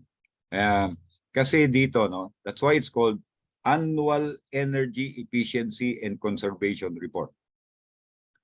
Diyan nilalagay yung mga ginagawa ninyo at saka ano ang balak ninyong gawin, programs diyan sa AEECR. Itong AEUR pertaining to last year lang yan, Annual Energy Utilization Report. Sir, under item 3, bulletin dated May 13, 2020. Sige. Yung nabasa ni Ms. Rosana. Sige, let me check na lang, no? Basta dalawa yan palagi. Magkaibang report yan because the objective is different. Can I get the again? What's that? FAQ. FAQ on MC 2020-05-0001. Yes. Item 3, bulletin dated May 13, 2020. Bulletin dated May 13, 2020, sir. May 2020. Apo, May 13, 2020. 3 years ago pa yan. Sige. Check na lang Okay po. natin. Ma'am, Okay. balikan na lang po namin kayo. Yep. Sige, we'll check on that. Baka typo error lang. Anyway, sige. Let's have a break and come back after 15 minutes. Alright po.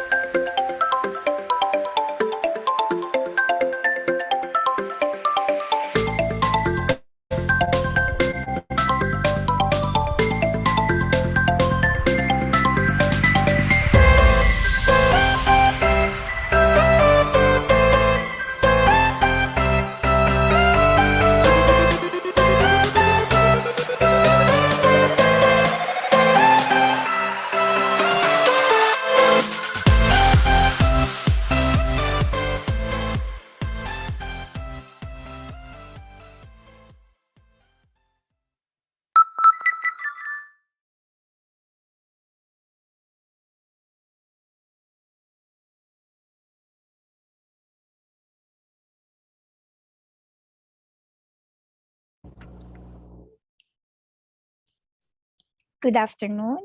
So, nakapagkape na po ba tayo? Medyo umatikabo po yung discussion sa mga hinihinging pahirap, reports po ng DOE. Kung napansin niyo po sa chat box, meron tayong groupings na nilagay doon. Later on, meron pong activity na gagawin with Sir Nel. Ando na po yung groupings nyo. Yung pong activity materials, makikita po natin sa Learning Hub. I-download nyo na lang po doon yung material nyo based dun sa grouping na nilagay ko po dito. And then later on, gagawa po tayo ng break rooms para dun po kayo per group. Sir Nel, back to you po. Yes, Ma'am Rosie, I saw a raised hand kanina. Just now. Si Go Sir ahead, Jim sir. po. Sir Nel, magtatanong lang po ulit. Sir, kasi yung dinuklat ko po yung data namin. So ang concern ko lang, yung billing period po kasi ni planta is from December 26th to January 25th. So yun po yung cut-off niya. So possible po ba sa sa submission nitong report, yung AECR at saka yung AUR, gamitin na lang namin yung billing period from bali po ang cut-off niya is December 26, 2021 to December 25th of 2022. So for a year, para po ka-align siya nung submission namin for the billing period, magkaka-align lahat po yung aming data. Halos pareho lang yun, Sir JB. Yung December 26 mo to January, binabayaran yun ng January, correct? Yes, sir. Apo. Oh, so parang ganun So, na rin, no?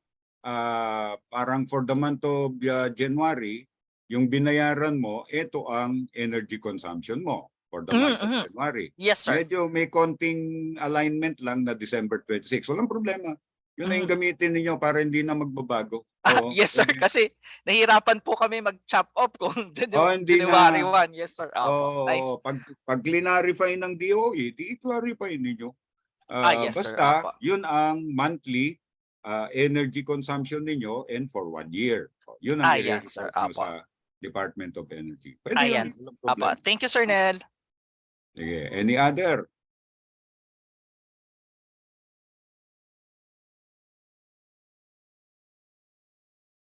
Sir, Yeah, I see may question, no? Kung puro commissioning ang ginawa. Okay. Does that mean that you are not in normal operation yet in your commissioning equipments? Ang tanong ko doon is, even if you are commissioning, does your energy consumption fall under the designated establishment? Kasi kaya naman kayo required submit ng reports is because your energy consumption fall under the designated establishments, no? So if the answer is yes, even if you are commissioning but your energy consumption falls under the categories of the designated establishment, then submit lang kayo. Yeah.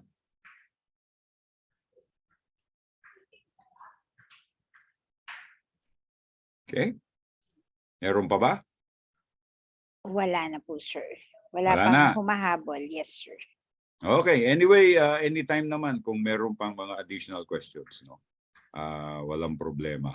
Mas maganda nga yung nakaklarify natin lahat ng questions, no? At nagkakaroon na rin tayo ng discussions para everybody learns, no? From the question, comments, and insights. Sige. Let me share back my presentation. Okay.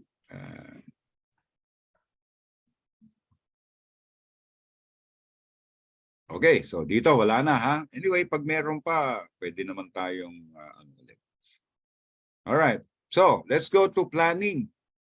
What are you going to do? So, meron ka ng commitment, energy policy. Now you want to translate those into implementation plans, no? Objectives, targets, and action plans. All right. So in planning,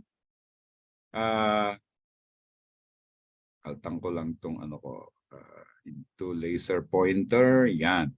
So in planning, these are the questions you need to ask. How much energy are you using? Where are you using it? What are the significant energy uses? What is driving it? And what you need to identify what we call drivers or driving forces that affect your energy consumption. Who is influencing the use of your energy consumption? Meron pong direct users, ito yung mga operators ninyo, no? Ng mga malalaking makina. At sino naman nag-i-influence niyan? Siyempre, yung mga boss ng mga operator. Sila yung influencer na tinatawag. Do I need to have an energy audit? If you are within the category of DE1 and DE2, you need to do energy audit.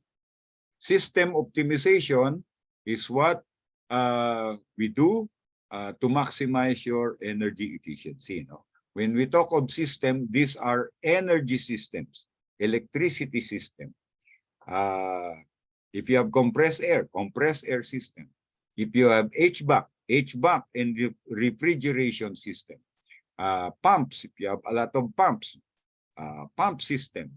If you are in heating, your steam system, no? If you use steam in your power generation or in your process, heating process, that is what we call energy systems, no? And meron pong mga optimization techniques dyan na pwede nyong i-implement to improve your energy efficiency. Renewable energy options, yes. Lalo na ngayon, very popular yung solar roof. Kasi maraming planta, merong roof.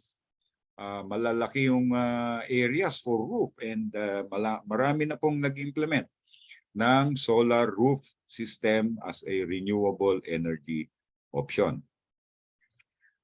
Legal and other requirements, tapos na po tayo dyan. Baseline and indicators, pupuntahan natin yan.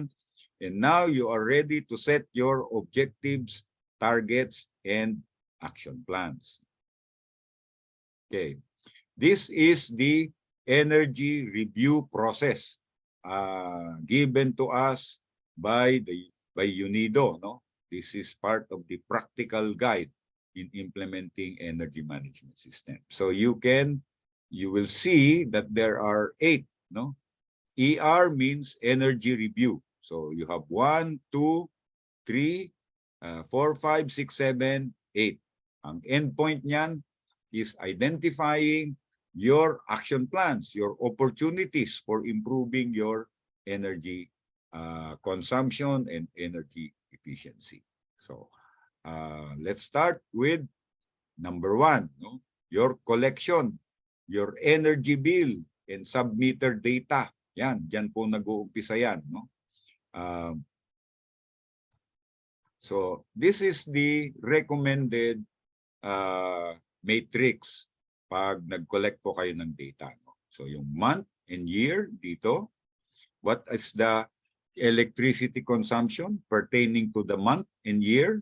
If you have fuel, what is your, for example, diesel, what is your diesel consumption for that month and year? And if you are in manufacturing, what is the production units that you did?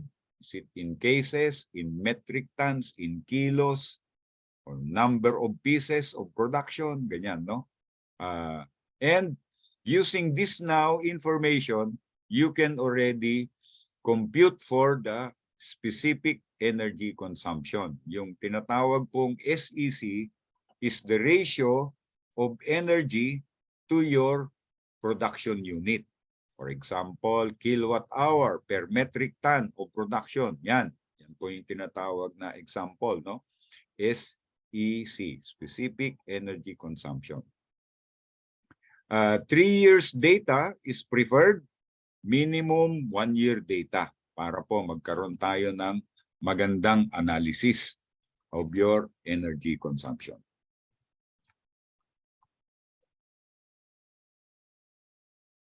Okay? So you need to acquire and gather your energy data. So from your bills, Meralco, or your distribution utility bills, include energy consumption, cost, and other parameters na nandoon sa bill. Marami po kayong mapupulot dyan sa inyong energy bill. Nandyan ang power factor, nandyan ang load factor, peso per kilowatt hour consumption. Marami po kayong mapupulot yan. I-plot nyo po lahat yan per month. Because by plotting all those data, makakakita po kayo ng mga areas for improvement. No? I just came from one customer or client. No? They plotted based on the energy bill. Ngayon, nakita nila, uy, maganda pala yung power factor natin. Nasa 92 and above. Okay, good.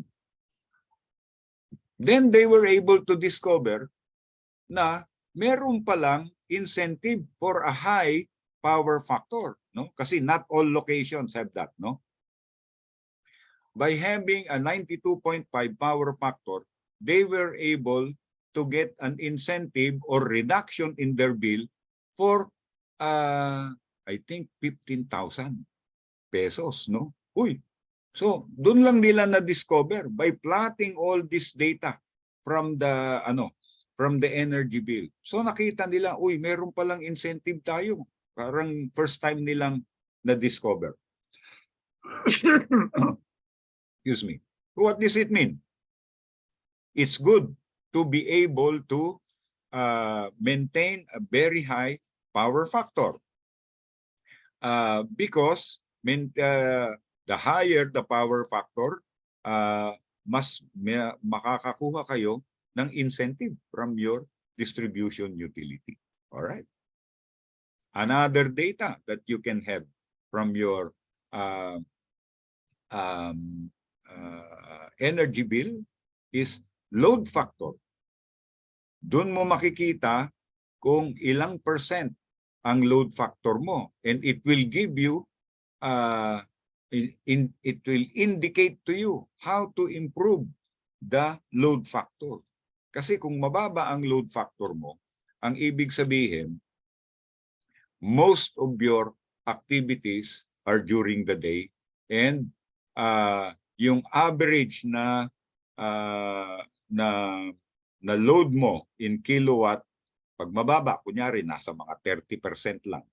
So ibig sabihin, yung average load mo is 30% of your highest load in kilowatt. Bakit ganun? So ibig sabihin, meron pa tayong pwedeng gawin para ma-improve ang ating kilowatt demand. Pag napababa ninyo yung highest kilowatt ninyo for the month, your cost per kilowatt hour also goes down. So that's an opportunity. And you will only see that pag nilatag nyo lahat yan, yung monthly data from your energy bill, yan makakakita po kayo ng mga opportunities for improving your cost as well as your energy consumption. Okay? Submeters, very important po. Mas maganda kung meron kayong mga submeters. No? Also, process and equipment data. Kailangan nyo pong i-match yung mga process data ninyo to your energy consumption. For example, if you are using diesel for producing steam, no? Kailangan ma-match yung process data ninyo into your energy consumption and your fuel consumption. Diba? And you will be able to see opportunities there. So, logging your temperature, pressure, operational hours, running hours, production volume, uptime, downtime. Maganda pong information lahat yan. At pag nailatag nyo po ng maganda yan, maa-analyze nyo ng mabuti at makikita ninyo yung mga trending and where are the possible opportunities. Sir, may question lang po. Yes. For a manufacturing plant, what is the best PF to be considered? I assume, sir, power factor to. Power factor, o siyempre, mga above 90 ang maganda. Usually, napapaganda yan by having a, what's this equipment that improves the power factor, no? Capacitor ba? Yes, tama po. Capacitor. Pag may mga capacitors kayo, lalo na kung yung entrada ng inyong power, no, from the substation, tapos malayo yung pinupuntahan kasi malaki yung planta ninyo. Yung mga capacitor banks nyo ay nakakapag-improve po yan ng inyong power factor. And lately nga din, yung kinuwento ko, no, meron palang incentive ang Meralco for having a good or high power factor, and you want to be able to to get that, di ba? Kasi by having a power factor, you are also helping the distribution utility. Kaya nagbibigay sila ng mga incentive. So that is also reducing your cost per kilowatt hour, di ba? Pag nakakakuha kayo ng incentive. Yep. So yung mga capacitors po, magandang ano yan, kung mababa ang inyong power factor, it's a good investment to be able to kasi I think at a certain point na pag mababa ang power factor mo, may penalty na, no? Maybe we can ask Eugene about that. Ang alam ko, pag mababa na yung power factor mo, may penalty na 'yon, no? Ngayon, pag mataas naman, meron namang incentive, and it's a good thing. So, you can analyze and study whether investing in capacitor banks is a good investment. Okay?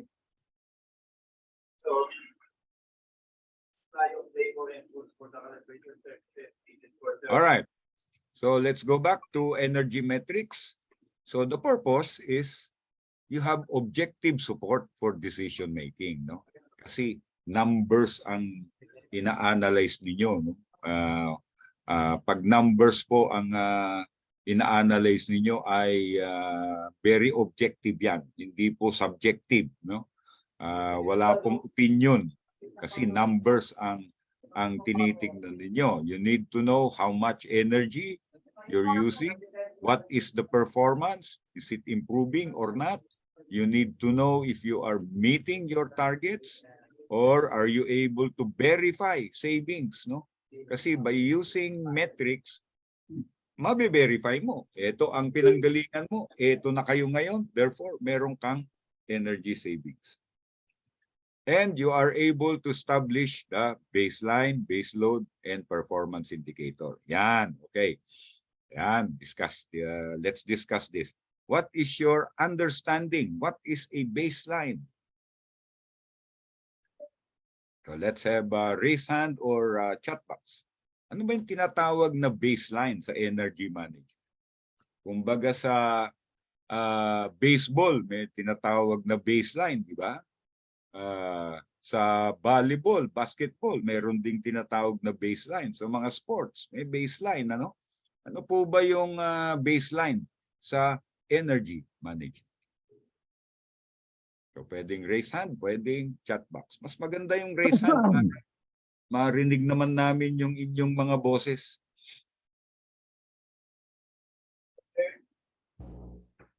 So, sino pong unang gustong mag-volunteer? Taas po ng kamay.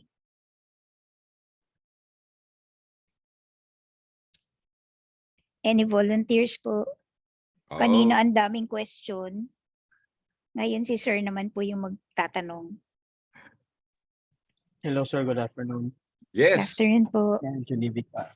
So for the baseline is ito yung kumbaga reference or sa manufacturing kung meron kayong na-establish na standard halimbawa, nakuha mo na yung standard kilowatt hour in order to produce a certain product. So, yan na yung magiging reference. Thank you. Baseline. Ayan. Tama po yun, no? Yan yung pinanggagalingan ninyo, kaya tinawag na baseline. Alright. Ano naman po yung baseload?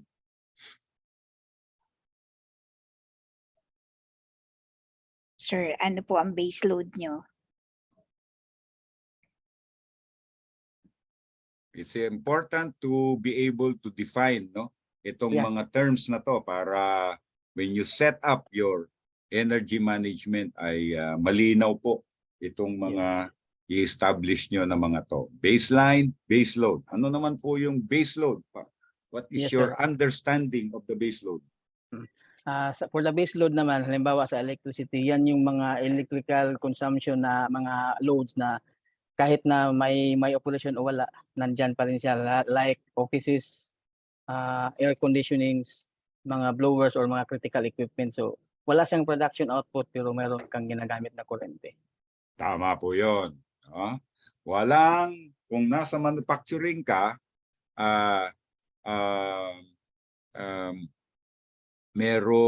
walang output, no? Pero meron ka pa ring energy consumption. Sa mga building naman or malls, walang operation. Holiday, no? Walang operation. Pero meron ka pa ring energy consumption. Yan. Yes, sir. Sir Nani. Yes. Mako-consider ba na base load yung mga auxiliary equipment? For example, yung sa boilers, meron kang fans, blowers, conveyance. So, it is na necessary equipment para makapag-operate ng boiler. So, mako-consider ba na yung auxiliary sa base load? Okay. Sa boiler, mga ganyan, auxiliary, meron kasing mga situations na yung operation is not related to production. Okay? I don't know if we are pertaining to the same thing. For example, in steel making, they have a furnace, no? And it requires a lot of energy to fire up the furnace.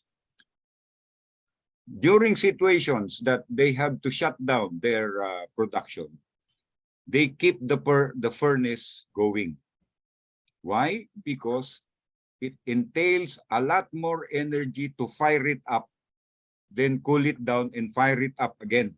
No? Mas mabuting mini-maintain nila yung furnace whether may production or wala. In that situation, it becomes a base load. No? May mga situation na gano'n. Ngayon, kung yung boiler mo ay may sitwasyon na ganyan, no, na kailangan mong patakbuhin kasi whether may production or wala, then it becomes a baseload energy consumption, no? Yun po ang definition natin ng baseload na nagiging hindi siya related sa operation or production kasi kailangan nandun pa rin siya. Okay? Yun po. All right. Energy performance indicator. Ano naman po ito? Yan. Anong understanding ninyo dyan? Sino pong sasagot? Kay Sir Nel po, pwedeng magtanong kayo unlimited kasi meron din po siyang unlimited questions. So, sino pong sasagot sa atin? Sige, kahit sino. Pwede namang pwede namang manghula. At least, what is your understanding? That is the process of learning naman. Wala naman tayong dito. Go ahead, anybody. Ano ba yung performance indicator? Yan ba yung basihan ng mga KPI, sir? KPI. Oh, very good. Very good. Okay. Tama yun, sa business, meron tayong tinatawag na key performance indicator. Di ba? For example, pag nasa sales ka, anong KPI niyan? Benta, di ba? Benta. Peso value per month or number of units sold per month. Pag nasa production ka, ano ang KPI mo? Key performance indicators mo. aba, edi volume production produced per month. O, di ba? Pag nasa HR ka, ano naman ang KPI mo? Yung number of recruited personnel per month. Pag nasa purchasing ka, ano ang mga KPI mo? Aba, di syempre yung number of processed PO against purchase requisition. Ayan. Lahat ng aspeto ng ating mga negosyo, merong tinatawag na key performance indicator. Tama po 'yun. Sa energy management, this is the energy performance indicator. Yan din po ang nagsasabi whether we are performing well or not, no? So it is a reference point to see whether we are performing well or not. So numerical basis po lahat yan. All right. So ito po ang proper definition. Baseline is your energy consumption over a representative period. Meron pong period na pinanggagalingan, no? It establishes where you are in energy consumption. So yan po yung pinanggagalingan ninyo over a representative period. So it can be kilowatt hour per month, kilowatt hour per unit, liters per kilometer, or later on tomorrow you will learn about the regression formula to be used as either baseline or performance indicator. Base load is your energy consumption without output in production or without operation in a building. No? Meron pa rin yan. Kaya in some operations or in some businesses, yan pong base load ay malaki. Kaya tinitignan po yan ng mabuti. Kagaya yung example ko kanina, no? If you are in a steel manufacturing or glass manufacturing, may mga furnace po yan na hindi pinapatay ng isang buong taon. And therefore, it is a high base load of energy, kaya pinagtutuunan din po ng pansin yan. Alright? Performance indicator, it is a measure, your measure of energy performance. It is where you compare your actual energy consumption with the expected energy consumption by using a energy performance indicator. So lahat po yan, numerical basis. So again, how much energy did you use? How much did it cost? How much did you use last year? As a reference, no? And by having a performance indicator, how much are you going to use next year, no? So na makukompute nyo na kung ilan yung energy consumption ninyo by using a performance indicator. And meron ding budgetary period, di ba? So kailangan lahat ng mga negosyo kasi may mga budget na, di ba? So kailangan meron na rin tayong budget for energy management. So doon nyo atin malalaman, are you using more energy than what should be? At yan po ang magbibigay sa atin ng mga performance indicator or areas for opportunities for improvement. So in energy metrics, it can be simple. Ito po yung mga simple examples: consumption last month versus same month last year, actual consumption versus budget, annualized trend. Mamaya po matututunan natin ano yung ibig sabihin ng annualized. Or you can go more complex, which is your, kanina yung sabi natin, specific energy consumption or the unit of energy per unit of production or unit of operation in a building, which is in square meters of covered area. Or meron pong tinatawag na cooling energy per cooling degree day. Ano po naman yan? Sa mga air conditioning, I think tomorrow or the next day matututunan po nyo yan. Meron po tayong tinatawag na regression analysis. Matututunan nyo po yan tomorrow. It is a way of comparing your energy data against your output data. No? At malalaman ninyo kung maganda ang relationship ng dalawang yan, then your regression analysis is a formula na pwede nyo pong gamitin na baseline or performance indicator. Okay? So same methods apply to performance indicator and when you want to verify your savings. So yung performance indicator, yan po ang ginagamit in the verification of energy savings. So step 2, meron na tayong data, we now analyze the trend of our energy. Ito, parang ganyan. So this is an example of a trend of an energy consumption. So you have natural gas here, unit at running over the months. Okay? All right. Question. What is your insight when you see this kind of graph? What can you say about the graph? If this is your energy trend, anong masasabi nyo dyan? What insights can you derive from the graph?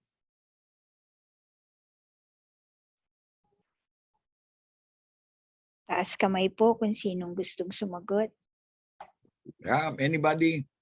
Mas maganda yung may discussion tayo.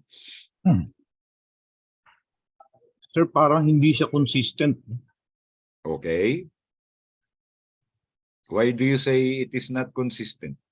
Based on the graph, sir, na pinakikita niya. Masyadong mababa, so tataas na naman siya. Merong mababa, merong mataas. Correct? Oo. Yes, sir. Sir Allen, go ahead, sir. Yes, sir. Pag tinignan mo dito is erratic siya, no? So wala kang makita kung uptrend siya or downtrend, no? So maybe itong mga panahon nito, yung mga month nito, is yung consumption mo is either mataas or meron ka namang output or productive ka during that time. Okay. Yes, meron pong pataas, may pababa, no? So, hindi pa natin makita is the trend going up or going down. Yes, sir, Hernani. Go ahead. Comparing yung same data last year, makikita sir tumaas yung consumption at same period like February 10 hanggang February 11, mas mataas yung consumption yung February 10. Okay. Makikita mo sa trending tumataas siya at same period kung ito. Okay, so comparing same period, no? Points in the graph. February 2010, February ganyan, parang mas mataas yung February to February. Okay, pwede rin yun, pwede rin yun. Okay, so pag ganito ang graph ninyo, parang medyo mahirap i-interpret, ano? Kasi masyadong maraming points going up, going down. Hindi siya consistent na parang normal trend. No? So what we do, this is where the annualizing comes in. No? Annualizing is moving total of previous 12 months. Okay? It removes the seasonal effect. So this is a tool, no, in your graph analysis, which you can use. No, it gives a real view of comparison, and the effects of change stay for the next 12 months. Okay, this is also useful in forecasting what the next 12 months will be. All right.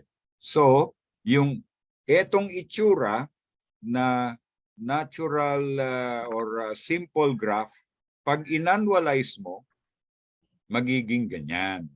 Right. So here, you see na kitang-kita yung tumataas yung energy consumption mo as far as trend is concerned. No? Kasi inannualize mo.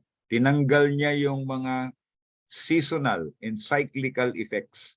So kitang-kita mo na pataas yung energy consumption. And having an annualized graph like this, you can already determine the next month. For example, May, June.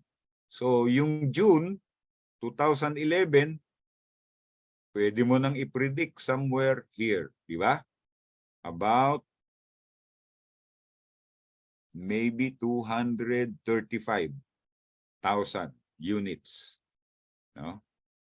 Kasi malinaw yung yung trend using an annualized tool. Okay?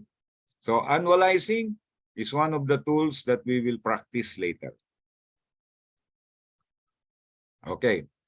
This is the most important principle in energy management. You cannot manage what you do not measure. And you cannot improve if you cannot manage, di ba? So measurement is very important.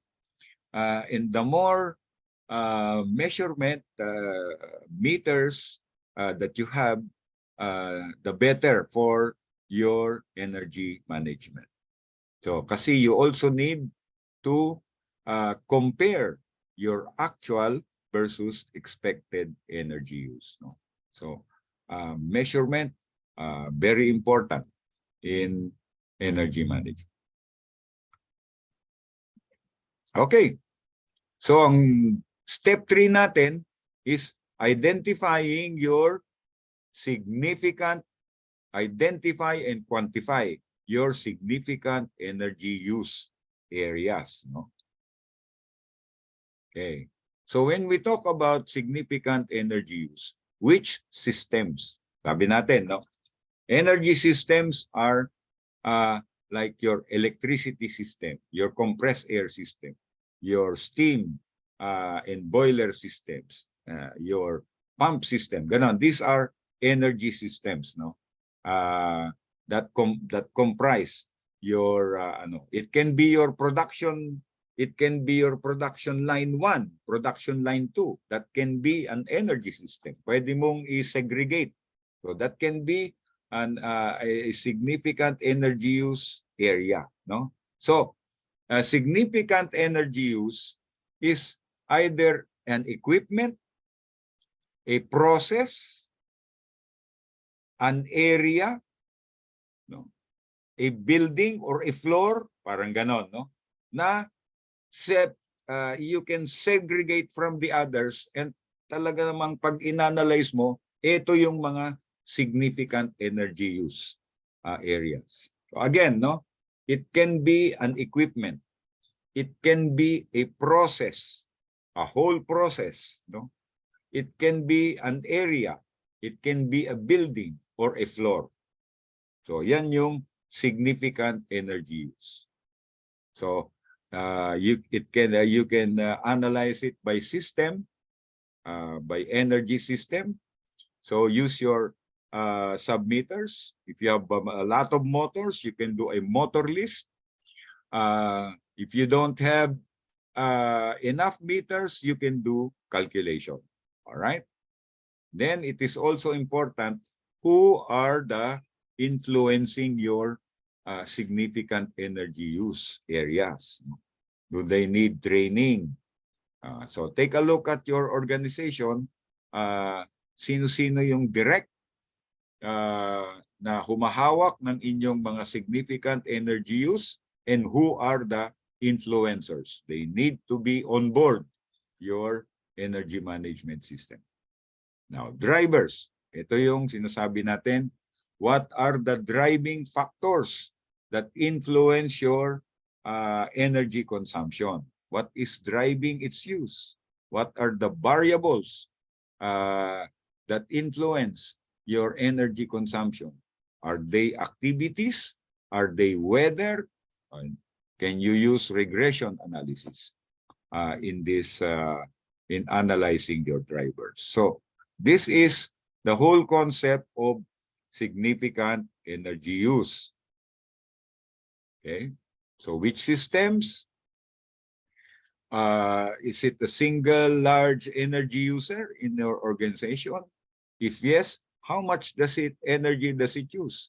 And what is driving the energy consumption? Or identifying the driving factor and which people are affecting the energy use of that system.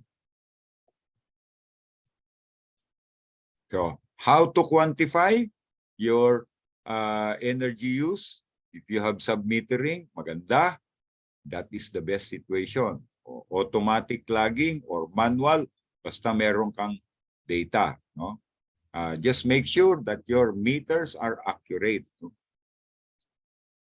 If you don't have information yet, you should start. That should be one of your action plans already, to start data collection and making it part of your system. So when you have local meters, maganda, may kilowatt ka, may amperes, flow rate, mga meters, read manually or calculated. Pag walang mga enough meters, no? Take care with the time of reading. All right. Just to give an example, no? In one factory that I attended, I told them to do an energy balance. Okay, what is your monthly bill in terms of kilowatt hours, and what is the total of your submeters in your establishment? So when they compared, there is a variance, no? Medyo malaki-laki. So the first question becomes, are you metering all energy consumption in your factory? If the answer is yes, the next question is your time of reading ng Meralco the same ng time ng inyong internal meters? Kasi pag hindi pareho, magkakaroon talaga ng variance. So, when you get back to your reading schedule in your mga submeters, make sure na pareho ang timing, na time of the day, of the month. Kasi di ba once a month nagre-read si Meralco or your utilities provider. So alamin ninyo what day of the month and what time nagre-read yung inyong utilities provider. Itapat ninyo yung time of reading din ng inyong mga submeters para nami-minimize yung variance. Kasi pag magkaiba ang timing ng reading, variance ka na kagad. Kasi magkaiba yung timing eh. There is a timing difference, no? So that you can close out all the possible variances, at pag meron pa ring malaki, then you have to analyze saan nanggagaling yung variance, no? Ng inyong Meralco main meter reading at saka the total of all your submeters in the factory. Yan, it gives you an indication already saan nanggagaling ang mga variance. Kasi the variance will give you an opportunity saan of improvement, possible area for improvement of your energy consumption yan. Okay? So you can have quantification or estimation of energy use. Yan. Okay, question. What is your idea if you don't have enough meters? For example, I was also attending to a building na ang meron lang sila main meter, no? Eh wala silang meter per floor. So paano mo malalaman ng significant energy use area diyan? Okay? So how do you make an estimation of the energy consumption? Yan, sige. Ano ba yung mga sa tingin yung techniques in making an estimation of the energy consumption? Yan. Sir Allen, go ahead, sir. Yes sir, dito sa sa planta namin. So siyempre, katulad ng mga motor, may mga ratings yan on Yan. that. So yun yung ginagawa muna namin as baseline if ever na wala namang kaming metering for that sub-meter pala. So ang Okay. ginagawa namin dito sa URC is we get all those equipment, tools na gumagamit ng energy or ng power, and then we got that, and then yun yung baseline namin, sir. And then the running hours. Yes sir. Yes sir. Yun, di ba? So running hours times your kilowatt, no, of your equipment, that's already kilowatt hour. That is already energy consumption, di ba? So ganon, yun yung kahit nakulang ka sa meter, you can make an estimation by having the kilowatt of the equipment times the running hours. That is already kilowatt hours, which is energy consumption. Okay? So, ideal setup, sub-metering. Maganda, meron, Make sure your meters are calibrated lang. If you have lacking meters in place, make calculations initially. Initially, do not make this a best practice. The calculation is only to give you an indication where are your significant energy users. But if you lack meters, your next action plan should be to put meters in your significant energy use areas. Yes, Sir Reynaldo. Go ahead. Sir, yung meron din kasing mga equipment na although meron silang mga nameplate or running hours na naka-indicate, pero merong mga equipment na controlled by BFD already. So nami-minimize yung operation nila, kaya magbe-base ka rin talaga kung ano yung naka-indicate sa BFD para makuha mo yung eksaktong load. Yes, yes. Tama po. Kasi kung BFD yan, variable drive na yan eh. Meron yang low, merong high, di ba? So kaya nga tinawag na variable frequency na yan eh. Meron siyang low operation, meron siyang high operation, and therefore it is not a fixed speed motor, no? Hindi siya fixed speed. Yung fixed speed, madali yan. Kilowatt times running hours. Yan na yung energy consumption mo. Pag PFD, kailangan mo talaga na meron kang metering kasi iba po yung nagbabago po ang operation niya. Meron siyang low side operation, meron siyang high side operation. Kaya kailangan talaga mametrohan yung mga ganon, no? Pag nag-umpisa kayo, kulang sa metro, okay. May ideal na dapat ito mga naka-metro. Okay lang. Make calculations, no?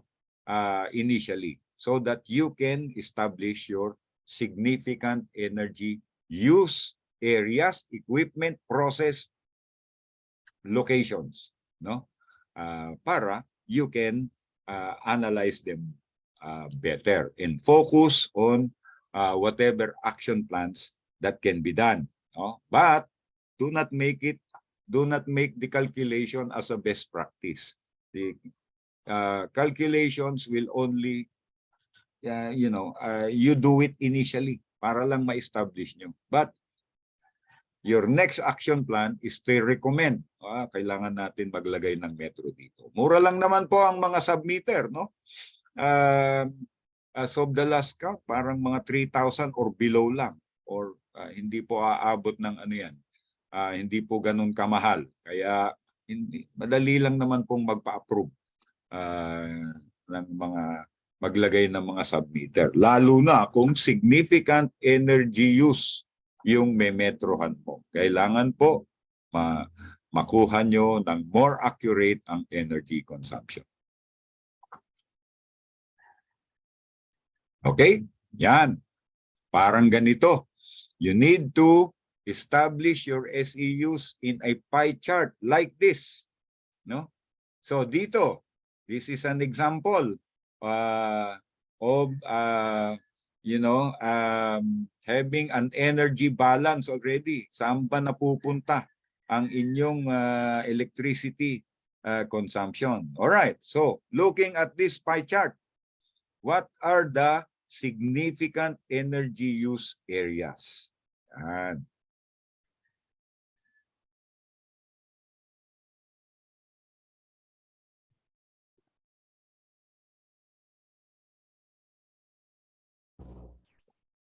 Anybody? So when we say, if this is your total electricity consumption, naka-breakdown ng ganyan,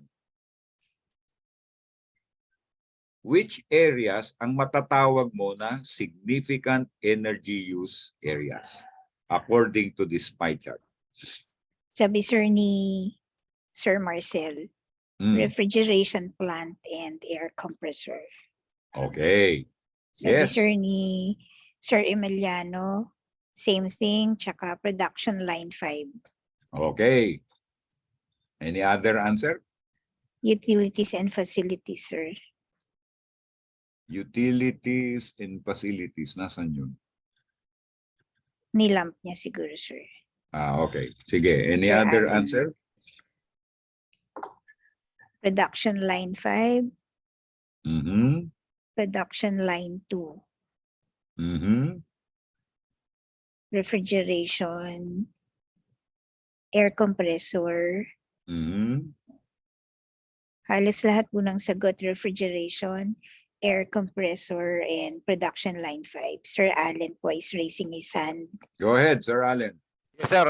Kaya nasabi ko utilities and facilities. If this particular, itong refrigeration plant, which is yung mga chillers and air compressor and lightings.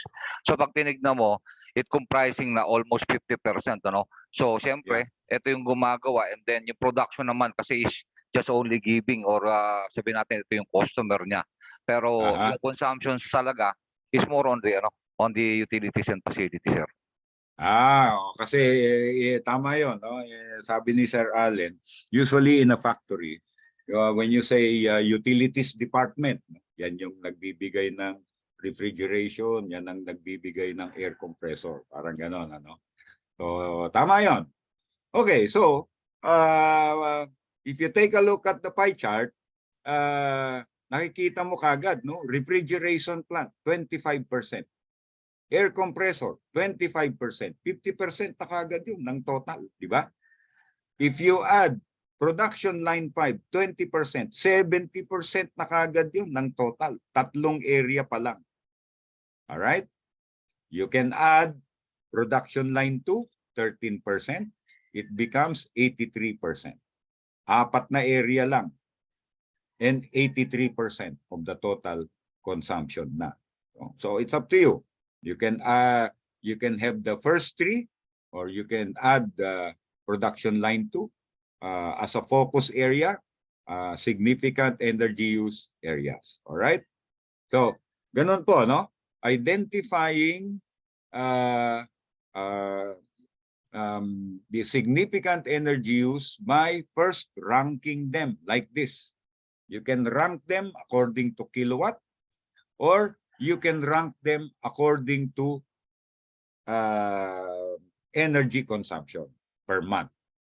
All right. In this example, they are ranked in kilowatt on the assumption that all this equipment run at the same time. Diba? They have the same running hours, kaya ni-rank ng kilowatt. All right. So pag tumakbo yung buong planta, yan yung mga malalaking energy consumption areas kasi matataas yung kilowatt nila. Okay? Pero pwede naman you rank your motors according to annual power like this. So in this case, this is a section or one of the areas in the factory. They compute according to annual power of kilowatt hours. Yan. Kasi posibleng hindi rin dire-diretso yung takbo, pero ang annual power niya ganyang kalaki. Okay? So, in this case, they base it on annual power, and therefore you can see that the first significant area is cooling water pump. number 2, di ba? Then you have AHU fan as the number 2 area. The number 3 is hydraulic pack drive, but may comment dyan, used intermittently. Okay? And your number 4 is cooling water pump. May comment na shares load with the number 2. Okay? So you can use monthly or annual power consumption or energy consumption as basis for identifying your significant energy use areas. Ito naman, example for heating process. So dito, annual energy din yung ginamit nila, no? And dito nakarank from highest to lowest. Ay, hindi pala. Kasi ang second ko is building heating, 19%. Process 1, 25%. And process 2, 14%. Okay? So nakarank siya. Highest to lowest. Alright? So you need to know the first biggest user, then second biggest user, and ideally you keep working until you get the majority, say 80% of your energy consumption. And this is your significant energy use areas, no? So remember that an SEU can either be a large user or the one with good performance improvement potential.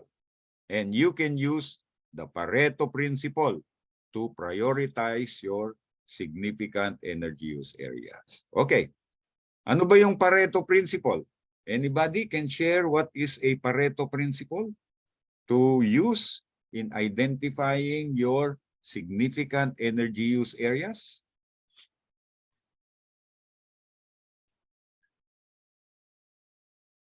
Murag graphing man siguro sa sir, no? Graphing? Okay. Yes. Sige. O yung mga para i-graph mo. Okay. Sige, Sir Allen, go ahead. Sir, yung Pareto principle is the multi-level Pareto analysis. Ano? So, ang titignan natin dito is the whole nga, yung consumption nga for the whole plant. And then, titignan naman natin, breakdown naman kung ito ay production, utilities. So, yun yung second level Pareto.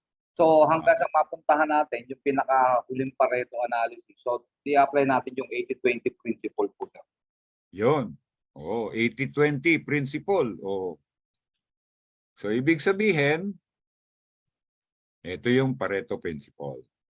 20% of the components will give you 80% effect. And 80% of the components will give you only 20% effect. Okay?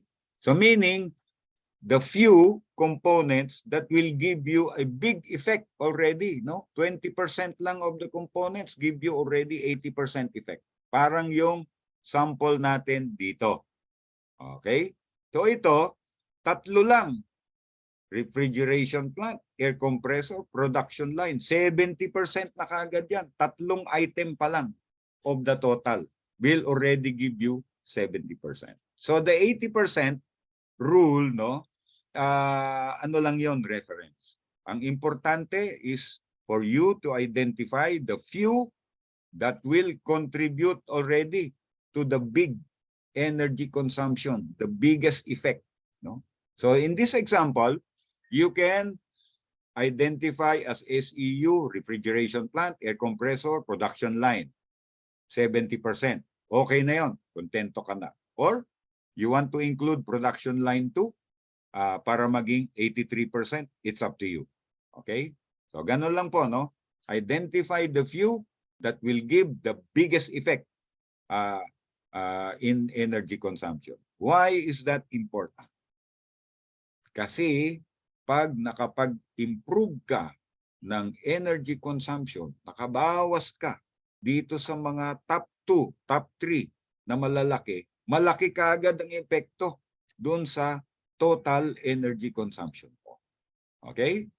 So yun po ang significant energy use and using the Pareto Principle. All right. Discussion. What difficulties do you see in establishing the SEUs in your factory? Meron ba kayong nakikitang potential problem? Mahirap bang i-identify yan? Ano bang difficulties ang mga nakikita ninyo sa ngayon?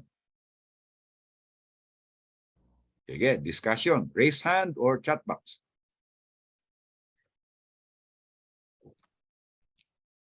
Ilabas na po lahat ng problema. Pwede niyo pong i-chat.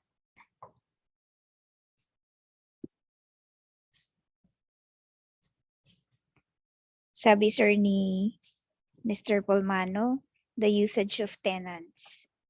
Usage of tenants. Okay. May submitters naman sila, di ba? So you can calculate or total the tenant energy consumption against the total energy consumption of your whole establishment. Ang importante kasi you are able to measure yung mga significant energy use areas. Yeah. Incomplete data or metering daw, sir. Incomplete data or metering. Yan. Pag incomplete, incomplete metering, kumbaga, meron kayong, siyempre may ramdam kayo, di ba? Kung kulang man kayo sa mga metro, kung meron kayong ramdam na mga equipment, areas, or process, malamang ito yung mga significant energy use areas natin. Kaya nga, kung kulang kayo ng metro, do a calculation initially, no? Para lang ma-establish ninyo, tama ba na ito ay significant energy use ng ating establishment. Make a calculation. Use the kilowatt rating of the equipment times the running hours. You already have kilowatt hour or energy consumption. As estimation. Estimation lang. Pero pag you are in a situation like that, again, your next recommendation should be, let's put a meter there para ma-determine natin na talagang ito mismo ang exact na kuryente na ginagamit ng equipment na to. Okay? Any other? Sir, the establishment of metering points for data collection. Yun. Naku, pag ang inyong mga wiring ay ay hindi maganda, mahihirapan kayong di ba? Kung yung mga single line diagram nyo ay hindi as built. Nako, siyempre, magti-tracing pa kayo niyan. Kung hindi malinaw kung saan nanggagaling yung mga linya nyo ng kuryente, yun talaga problema yan. But hopefully, you can still establish your kung saan ang metering points. Of course, nearest to the equipment or nearest to the process is the best metering point, no? Sir, sabi ni Sir Mark Joseph, metering system in specific equipment.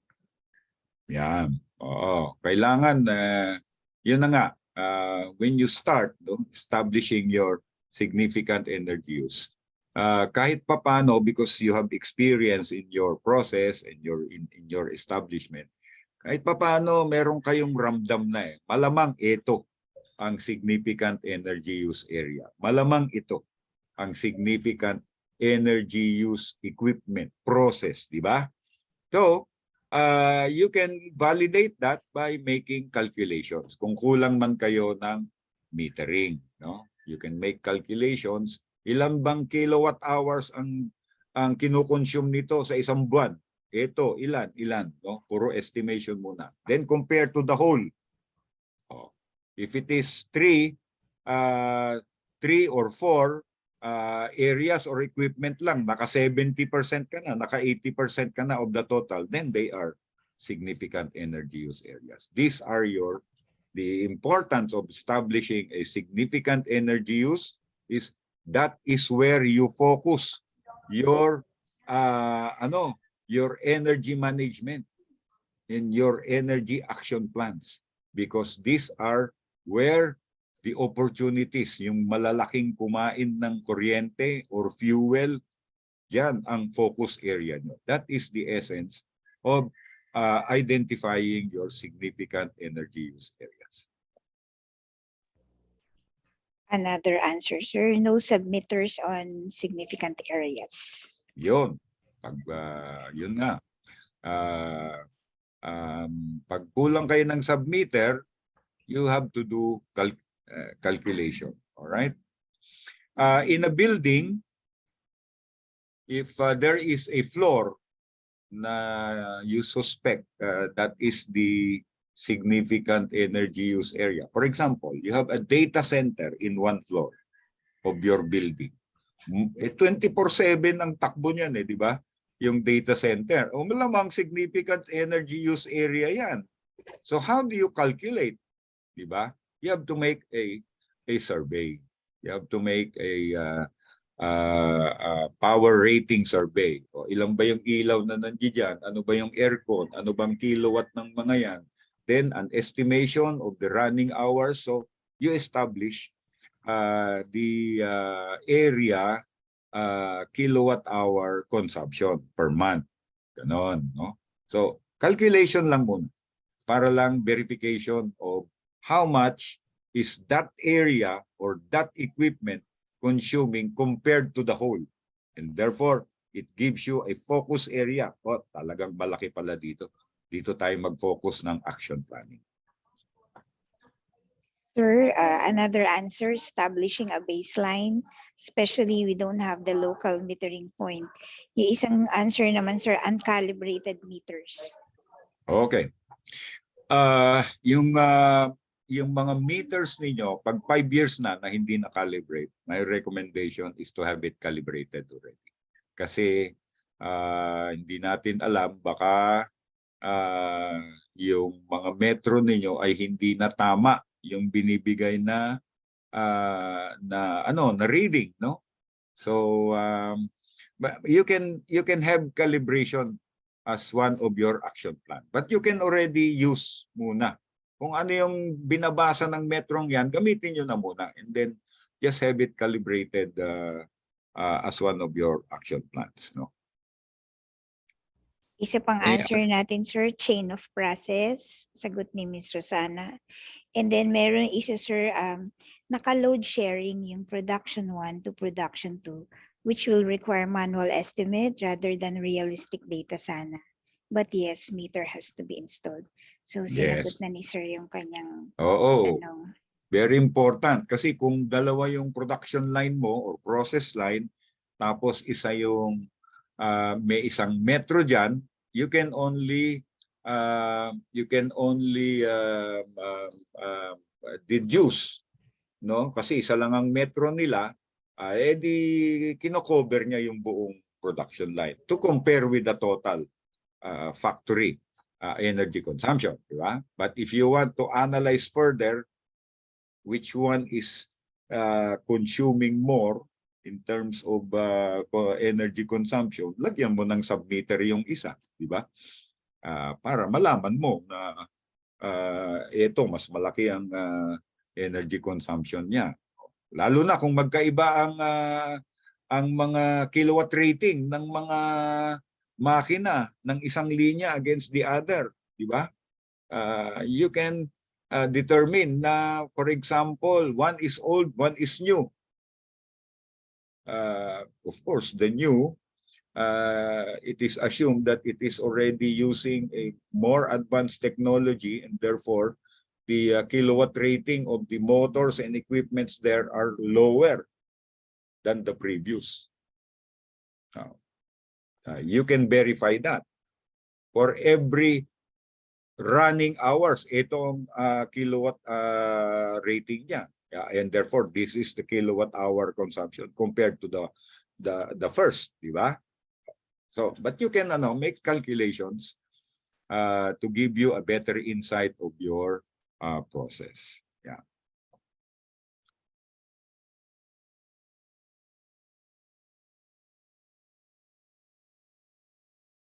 Ma'am Rosie, nakamute ka. Similar comment po, common facility for 2 establishments. Mm.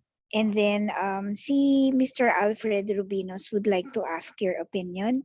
Yeah. We are using coal as an energy source for our Yes. boiler to produce steam.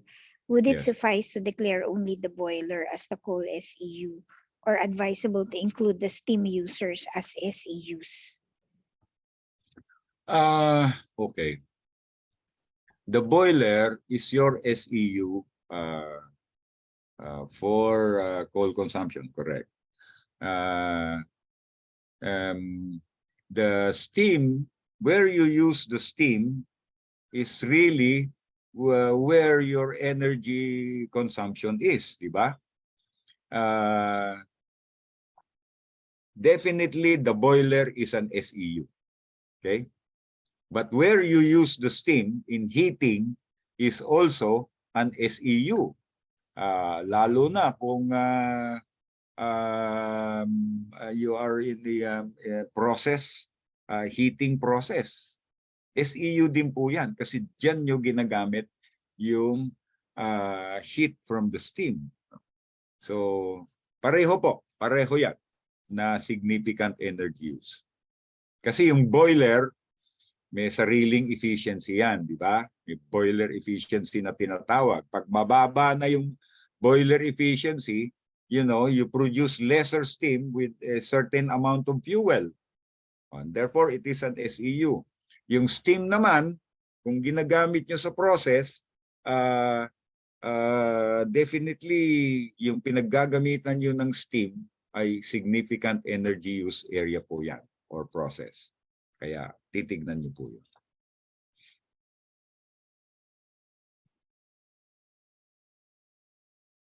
Nakamute ka ulit, Ma'am Rosie. Sir,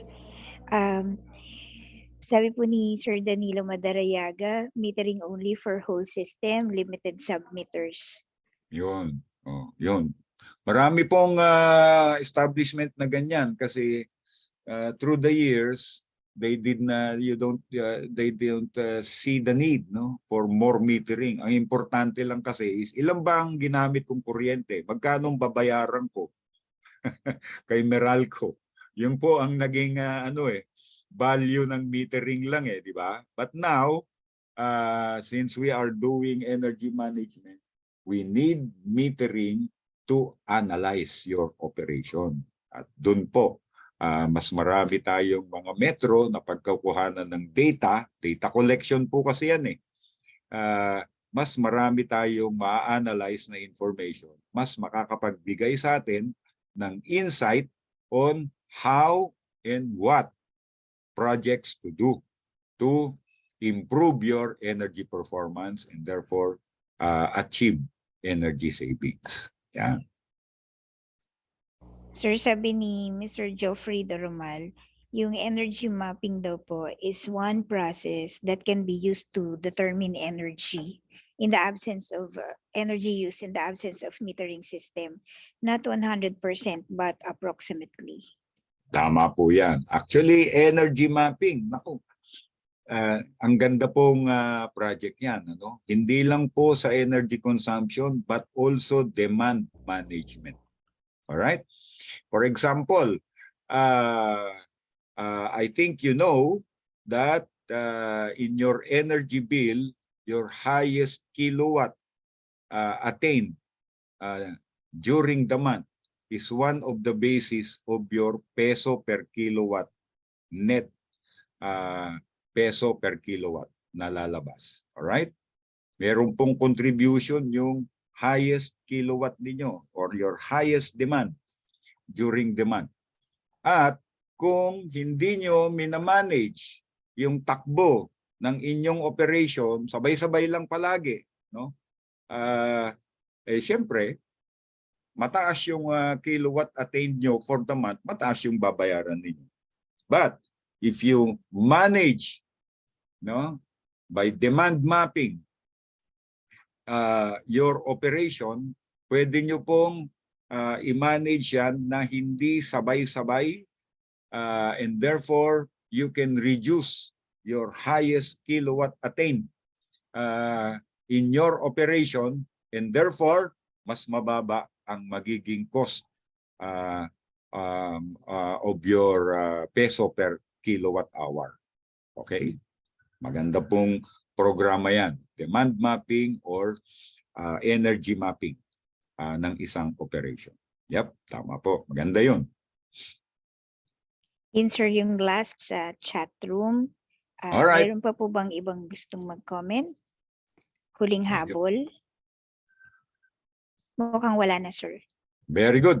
Sige. Maganda para makapag-workshop na tayo. Alright? So meron po tayong workshop. Meron pong mga practice data na binigay sa inyo. Let me just go through them so that you already know what to do.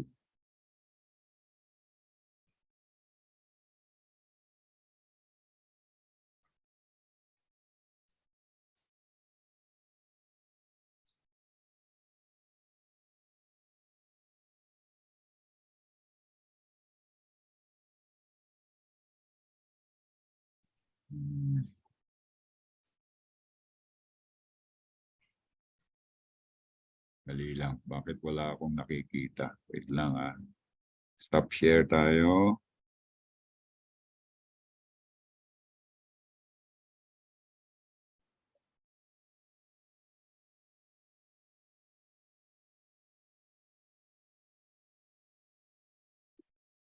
Okay. So you see a data metrics here from January to onwards, no? And the figure is your energy consumption. So task 1, using the data below, prepare a trend line and annualized chart. All right. So to do a trend line is just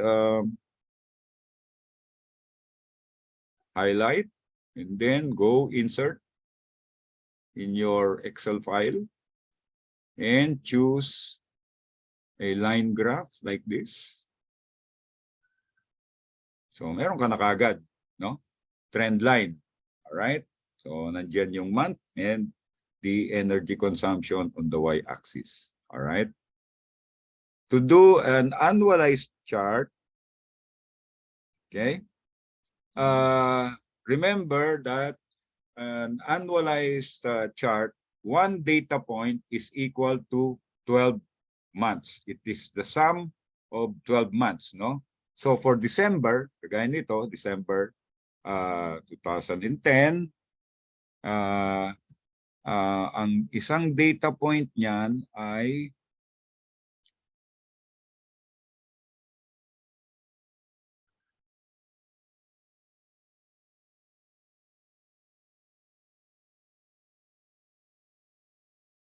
then just highlight the period.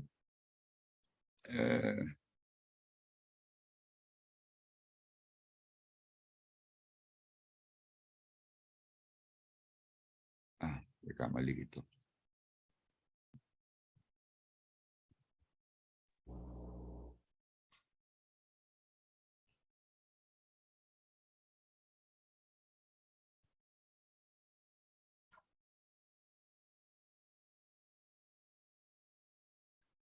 Rearrange nyo lang yung 12 months, yun. 12.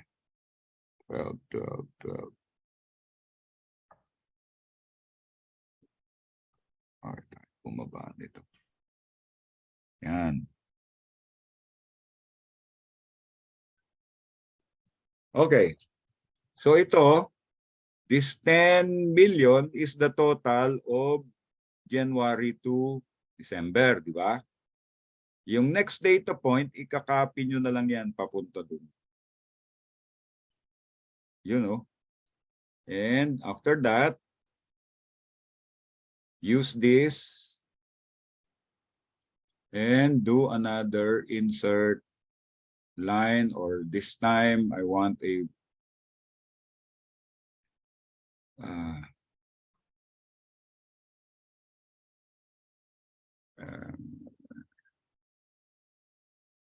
want a bar graph. Yun. Okay? So, ganun, no? Ganun lang kadali yung if you are assigned to this. There are 2 trend line and annualized graph workshop and 2 SEU. Let me go to the example of SEU.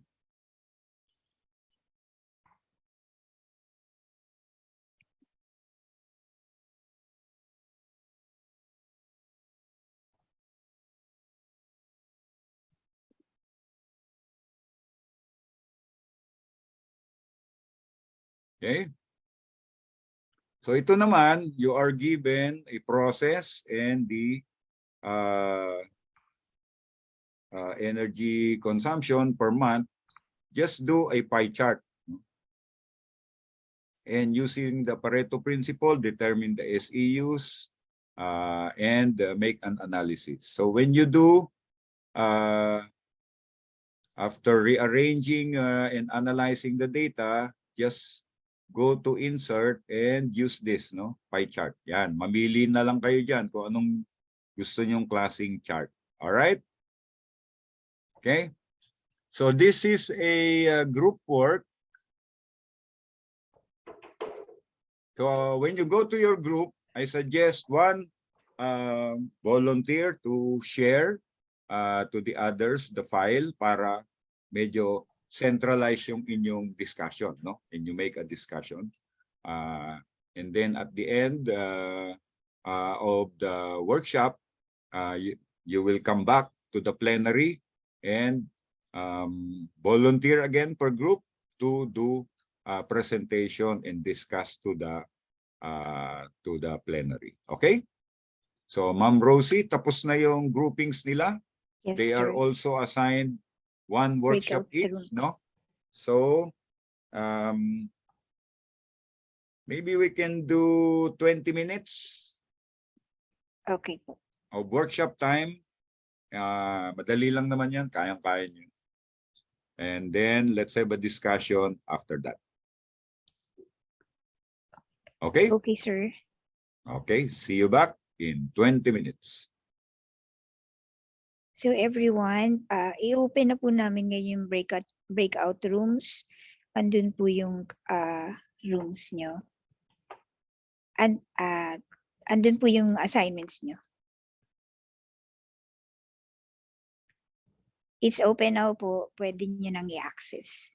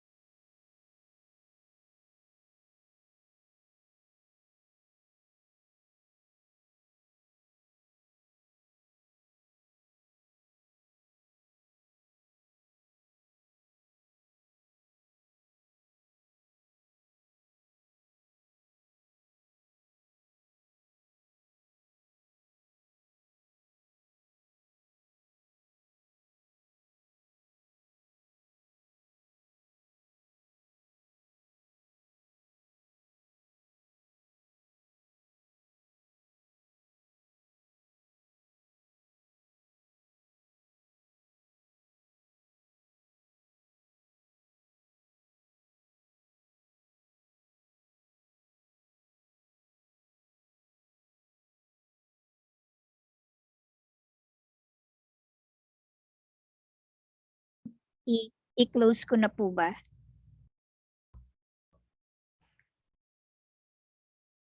Hello, welcome back po. Hintayin lang natin si Sir Nel ng mga 1 to 2 minutes. Ayan na pala si Sir Nel. Yes, I'm back. Okay. Sige. So, tingnan natin yung output ng workshop. Oh, volunteer 2%. Any group.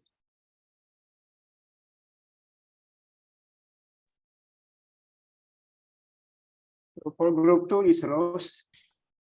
O yan, group 2 daw. Go ahead. Sino pong presenter natin sa group 2? I think Rose. Okay, kung ready na po. Yun. All right. Go ahead. Take it away.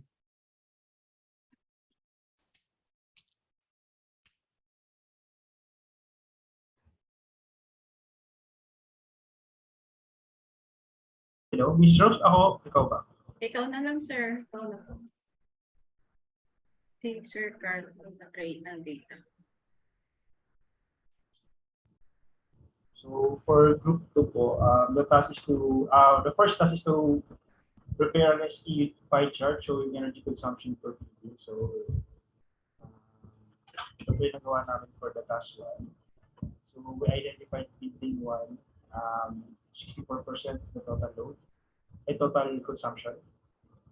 Then building 2, 25%. Then building 4, 6%, and 4 building 5%. So from this po, identify building 1 as the biggest building with consumption. So which brings us to task number 2, which is prepare an SEU pie chart for the number 1 SEU building showing energy consumption areas. So this is our pie chart po. Per area, number 1 is yung second floor, is 37% of the total consumption.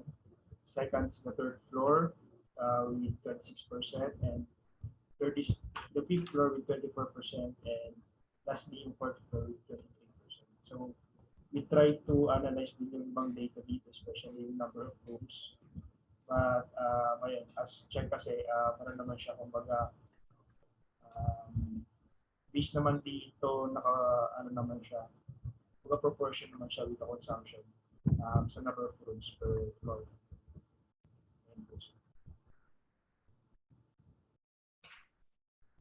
Okay, sir. So, using now, knowing this picture of the pie charts, no, of the 4 buildings and the pie chart analysis of building 1. What insight can you does it give you? Number 1 contributor sa consumption sir talaga is yung building 1, which is ideal to install siguro dito talaga yung sub-meters to have proper monitoring then and association with data natin dito. Then, ayun, kumbaga dito din sa building 1, dito most number of rooms. So dito din yung malaking consumption then compared to building 3 and 4, mas madami yung days na siya operational compared to other, which is yung building 2 and building 2, 3, and 4 is may 15 days lang na mga area. Okay, so in terms of action planning, as far as energy management is concerned, no, what does the pie chart pictures tell you?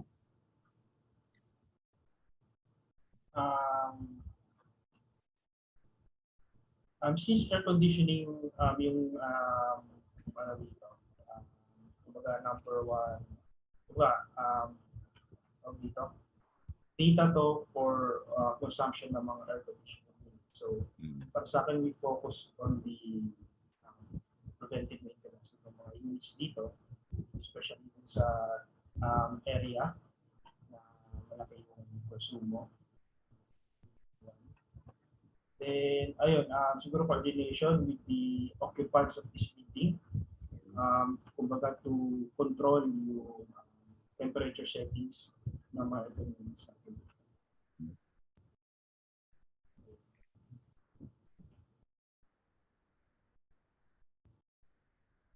Okay. Any other insight from anybody? So add na rin po sir yung to monitor the number of days of usage ng mga air conditioning unit. Kasi mostly 24/7 yung building 1. So doon ka dapat mag-focus kung paano mo ma-manage yung usage ng aircons. Yeah. So anyway, one insight is that building 1 is a large consumption area, no? Pero meron ding second, meron kang second, di ba? Consumption area. To compare with building 3 and building 4. So yung building 1 and building 2 lang more than 80% na kagad. Pero you can initially focus on building 1 muna, pero alam mo na yung susunod na area of focus nyo ay building 2, di ba? Okay. Now, when you analyze building 1, ano ba ang mga SEU areas dyan? Pero pag tinignan mo, yung mga floors niya halos pare-pareho, no? Almost the same level of energy consumption. So, in terms of focus area or floor, pare-pareho eh. You might as well focus your action planning on the whole building. No? Yun ang ibig sabihin niyan. Ito mo, halos pare-pareho yung pie chart ng floors, di ba? Halos tig 1/4 yung itsura niya. Walang nangingibabaw na floor. So, which means the whole building, yun ang focus area nyo for action planning. Okay? Any other insight on this example? Sir Nel? Yes. Yes, sir. Allen po. So, sir, dito sa per area niya na, no? So, pwede natin gawin dito sa holistic approach. So, kung meron isang area muna na ma-identify natin kung ano yung pwedeng gawin. So, we will try to look kung pwede siyang maging applicable to all the to all the floor of the building. Tama po ba, sir? Yes, definitely. And if you see in this example, no, maraming air conditioning units, di ba? And that becomes a focus area. Alam mo, when we handle this,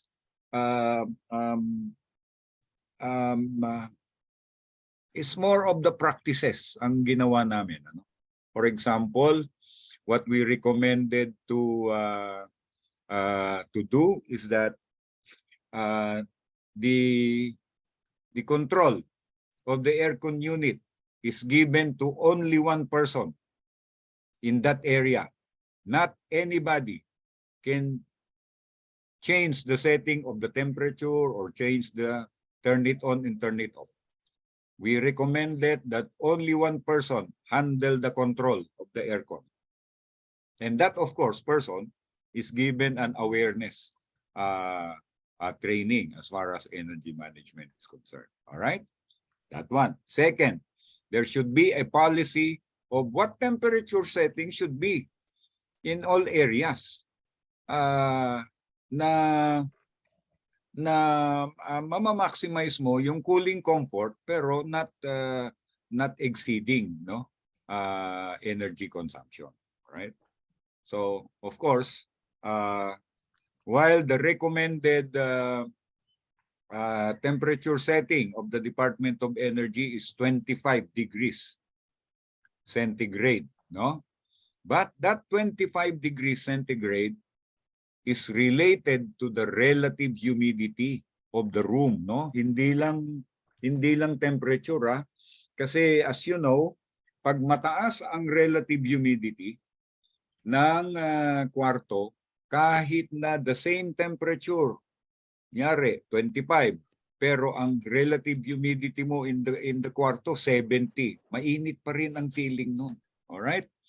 So the standard should be 25 degrees centigrade with relative humidity of 50 or 55.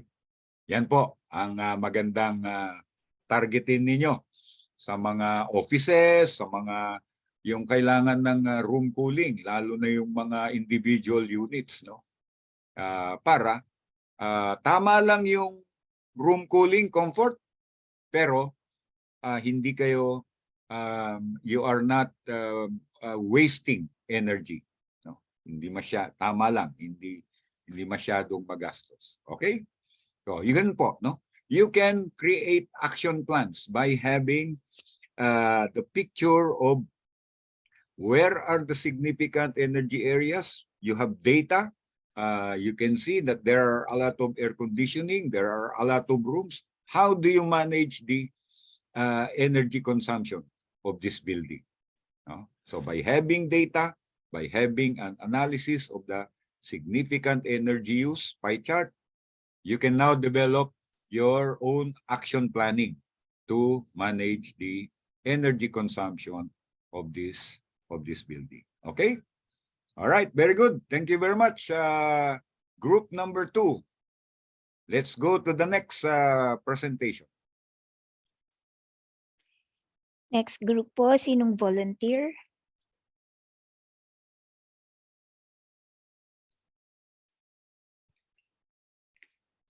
Groups 1, 3, and 4. Sino pong gustong mauna? Ma'am Rosie, group 4 na lang po.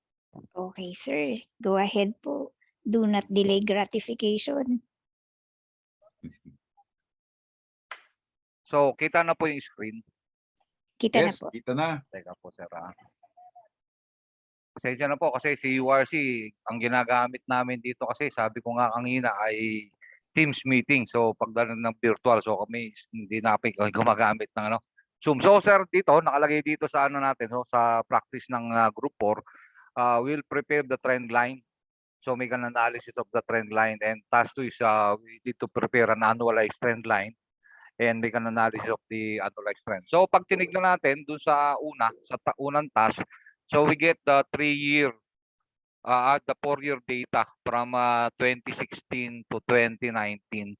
So, pag tinignan mo, almost pwede na siyang basahin.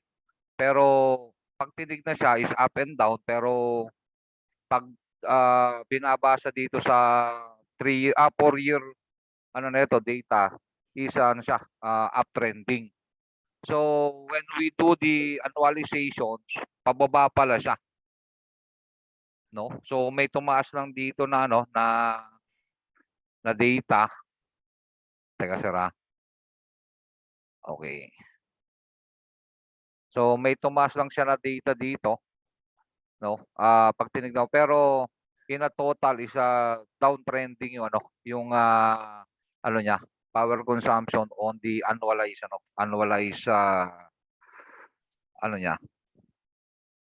consumption niya, sir. Yes, tama yan. Posibleng this company started its energy management, no?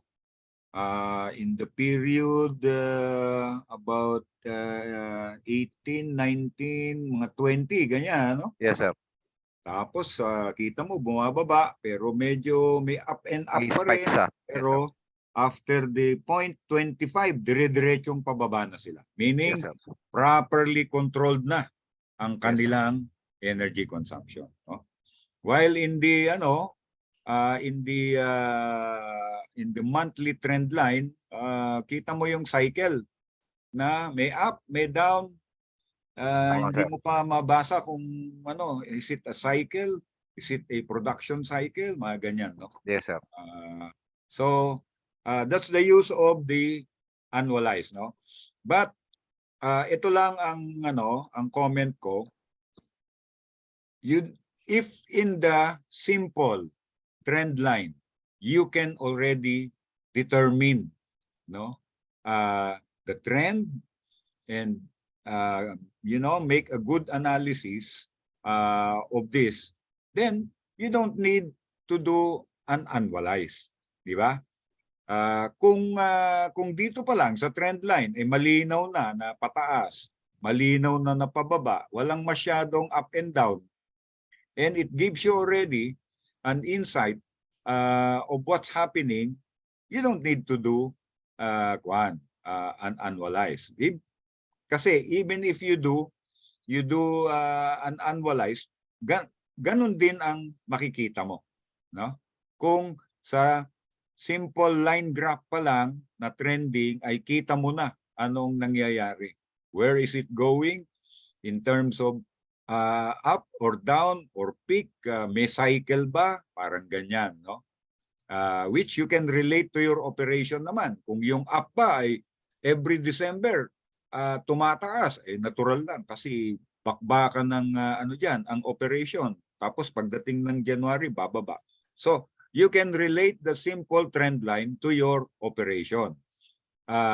If in the simple trend line malinaw na it is a representation of your business and operation, okay lang na hindi mo na gawin yung trend line, no? Yung trend line, the use really of the annualized is pag magalaw yung ano ninyo, yung lalabas na na trend line, na simple trend line, na hindi ka makapaggawa ng insight, then annualizing it becomes very useful as you see in the example, di ba? Merong pataas, bumaba, tapos dire-diretso ng pababa after. Kitang-kita mo na pababa na yung energy consumption. Okay? All right. Thank you very much. Sir. Thank you, sir. Thank you, Very sir. good. Group number 4 ba to? Group number Yes, 4, sir. ano? Yes, sir. Si Sir Allen. Okay. Thank you. Thank you, Very Sir good. Allen. Thank Thank you you, po. Group 4. Next group. So, sino pong next natin? Volunteer na po, groups 1 and 3 po. Kami na lang po, group 1. Group 1, okay. Saving the best for last po yata tayo. Group 1, go ahead po. Kita na po ba yung screen? Yes, sir. Sulit lang po. Hindi lang sanay sa Zoom. Okay. So for group 1, we have ang sa amin yung task number 1 or yung ano namin is to make a pie chart showing each of the process areas. Then number 2, using the Pareto principle, determine the SEUs. Then itong number 3, hindi lang namin ito na complete. Do the same for your company date area or data. This one, I think ang number 3 natin is more on the actual output ng company natin, yung pagkakaintindi namin. But nevertheless, we will do the task 1 and 2. For the pie chart showing each of the process area, so na-create natin, nakita natin dito on the process area that yung pinakamalakas nag-consume ng power is ang silo storage followed by the rollers and the separation 2. At nung dinig deeper natin using the Pareto analysis, nakikita na din natin yung tatlo, pero meron tayong napansin na yung separator number 1 at saka yung separation number 2, magkaiba yung reading. So there is a discrepancy. Nakikita natin that we should check on separation 2 kasi malayo siya, may around 11,000 difference or 10,000 difference on the consumption. So this is an area that we need to check for improvement, analyzing the data. And also on silo storage, we will also be checking on this because as sinasabi nga on the Pareto, 20% of the ng total na natin major tree are determined by here na could greatly affect if makorek natin at makapag-save tayo ng energy o the first tree na malaking kumain ng kuryente. I think for that would be all for this one, unless there is another questions. Thank you.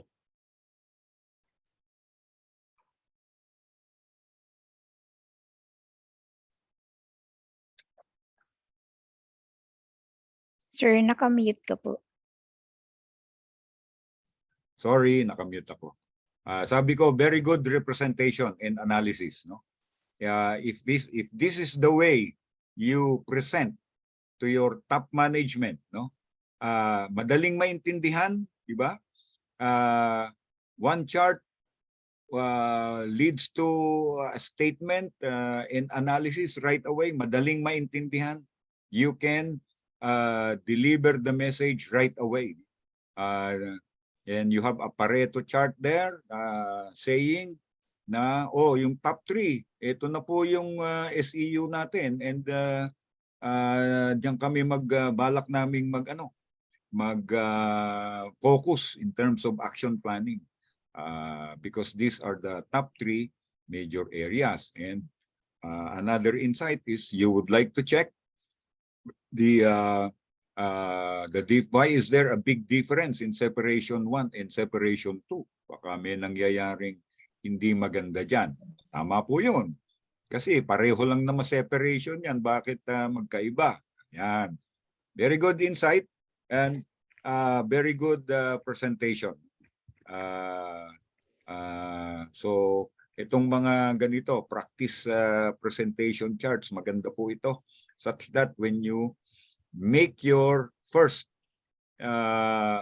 top management presentation, ma-appreciate ito and hopefully makakakuha kayo agad ng mga approvals on all your projects and the resources that you will ask top management, no? So very good presentation, very good analysis, very good. Group number 2. Group number 1, sir. Ay, group number 1. Sorry, very good. Sige, let's go to the last group. Of course, not the least. Saving the best for last, group 3. Thank you po, Sir Arlan. Group 3. Asa na po yung mga group 3 natin? Si Mr. Dirain, sige po. Miss Cherise, Share screen lang po.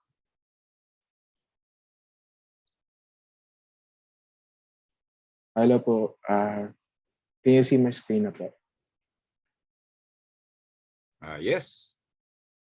So what we did here is yung kinuha namin trend. So yung activity is to check yung trend line ng given consumption starting from January 2010 until June 12. So what we have observed here, or based on our analysis, so makikita nyo sa trend line dito, actually may mga overshoot siya, and of course may mga downtrend. So pero kung makikita mo dito ang trend line, regardless of the may mga overshoot or downtrends, you can see na yung trend line is really going down. And after that, syempre we cannot conclude pa dun sa trend line na to. So we have compared it with our annualized chart. So here we have observed na starting from January 12, no, we have started na to realize na there's a downtrend of energy usage. So makikita mo dito yung efficiency ng company is getting better compared with the previous previous months. So basically yun lang yung naging nakita namin on the trending. So yun po. Tama po yun, no? Just a comment, maganda po yung ginawa ng group na to using the simple trending line graph. You can actually put a trend line there, no? As the group did, no? Pero itong trend line sa line graph gives you the overall, no? But it does not give you kailan nangyari yung pagbaba na makikita mo lang sa annualized chart. Di ba? If you take a look at the annualized chart, pataas siya nung una. Pero siguro by the time ng point 12, they were already able to control their energy consumption and implement necessary action plans. And therefore, kitang-kita na pababa na yung kanilang energy consumption. Okay? So yun lang po ang caution dito, no? While the trend line, if you put a trend line there using this simple line graph, it gives you, uy, pababa na tayo. Not necessarily po, no? Na makikita ninyo dito sa annualized. Hindi naman siya talaga from the start pababa. Pataas muna siya bago nagkaroon ng pagbaba ng energy consumption. So yun lang po, no? Very good technique and analysis. So tama po yan. So very good. Group number, ano ba to? 3? Number 3, sir. Group number 3. Okay, so tama. Very good to all groups.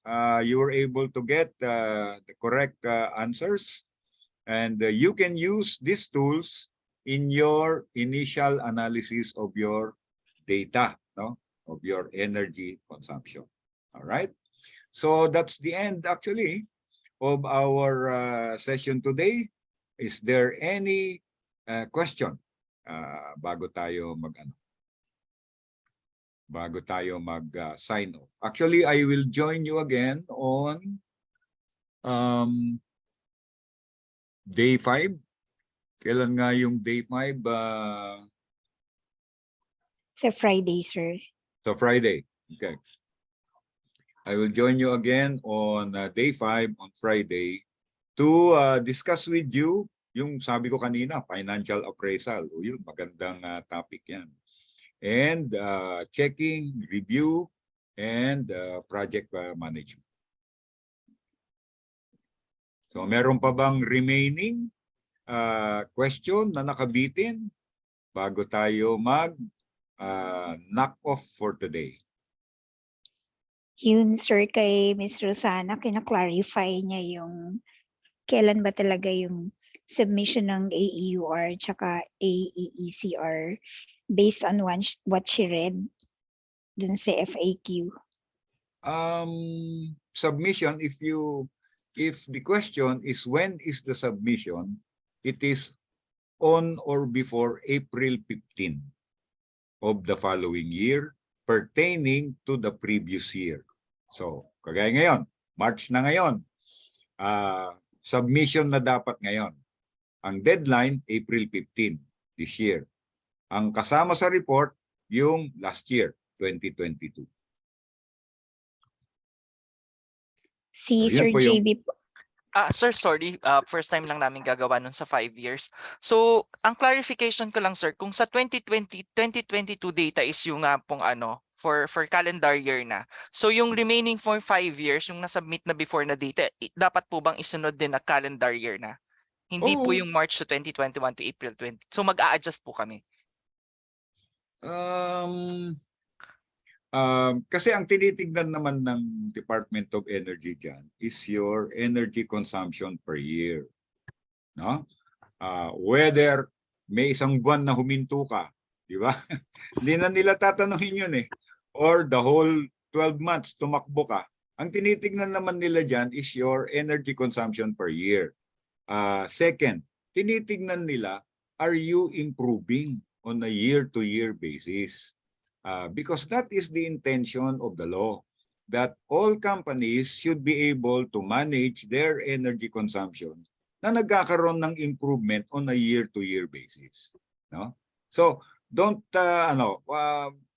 mind so much yung mga cut off. Ang importante ay nire-report nyo yung tama na figure. Okay? Kung may mga adjustments along the way, pwede nyo namang i-clarify yan kung tinanong kayo. But, ang importante, meron kayong mga sinasubmit na information about your company and yearly naman yan. So, okay lang yon, yearly. Hindi masyado yung not so much on when and where the cut-off is, but itong year na to, itong energy consumption namin. Sumunod na year, ito. Next year, ito. And then, are you increasing your energy consumption because of more business activity, di ba? And therefore, that pertains to your total consumption. However, in your significant energy consumption, which is your energy per, for example, unit of output, are you improving? Di ba? Yun yung importante. Yung significant energy, yung specific energy consumption. Yun ang importante. Kasi nag-i-increase ka ng negosyo, dumadami ang benta mo, natural, lalaki ang energy consumption mo. Pero yung energy consumption mo ba per unit of output ay gumaganda? Mas importante yon. Okay? May nakita pa akong isang tanong. Question, sir. Si Miss Rosana Frias. Kahit daw ba tapos na, sir, itong training, pwede pa rin ba silang mag-konsulta sa inyo? Pwede. Walang problema. Unlimited daw, Miss Rosana. Si Sir Geoffrey Doromal naman po, for clarification, for common reference, SEU stands for Significant Energy Use or Users? Halos pareho lang yun. Significant energy use is in terms of energy consumption. Significant energy user is in terms of where is the energy consumption pinakamadami. Equipment, area, process, no? So, ang importante niyan is na-identify ninyo saan yung mga malalaking energy consumption at doon kayo magfo-focus ng inyong energy management action plan. By the way, pwede ko nang i-announce, no? Kasi the last time na kalimutan kong i-announce, Ma'am Jeka, nandiyan ka yata. For you participants, no, na papasa dito sa certification course for energy manager. Lahat ng papasa dito sa course na to, you will be invited to become a member of the Philippine Institute of Energy Management Professionals, Inc. or PIMP, and you will be provided with free membership for 6 months. Yan. I hope ma-encourage po kayo na talaga namang do your best na maipasa dito sa course na to so you can become a certified energy manager in the future. With that, I think my time is up. At saka para hindi na rin po kayo maantala, thank you very much for your participation today and see you again on Friday. Back to you, Ma'am Rosie and Ma'am Jeka. Thank you very much, sir. That was a very productive afternoon. So, okay na po tayo. Thank you very much for your attendance. See you all tomorrow at 1 p.m. And reminder lang po, if you need reference, if you want to see again if you want to review what's been discussed, naka-upload po lahat sa Learning Hub natin. Yung recording po yesterday, naka-upload na rin po sa Learning Hub. Thank you very much po and good afternoon. Thank you. Bye. Thank you. See you po again tomorrow. Thank you so much, sir. Thank you so much, sir. Thank you, sir. Thank you, Pamagat. Thank you. Thank you, sir. Thank you.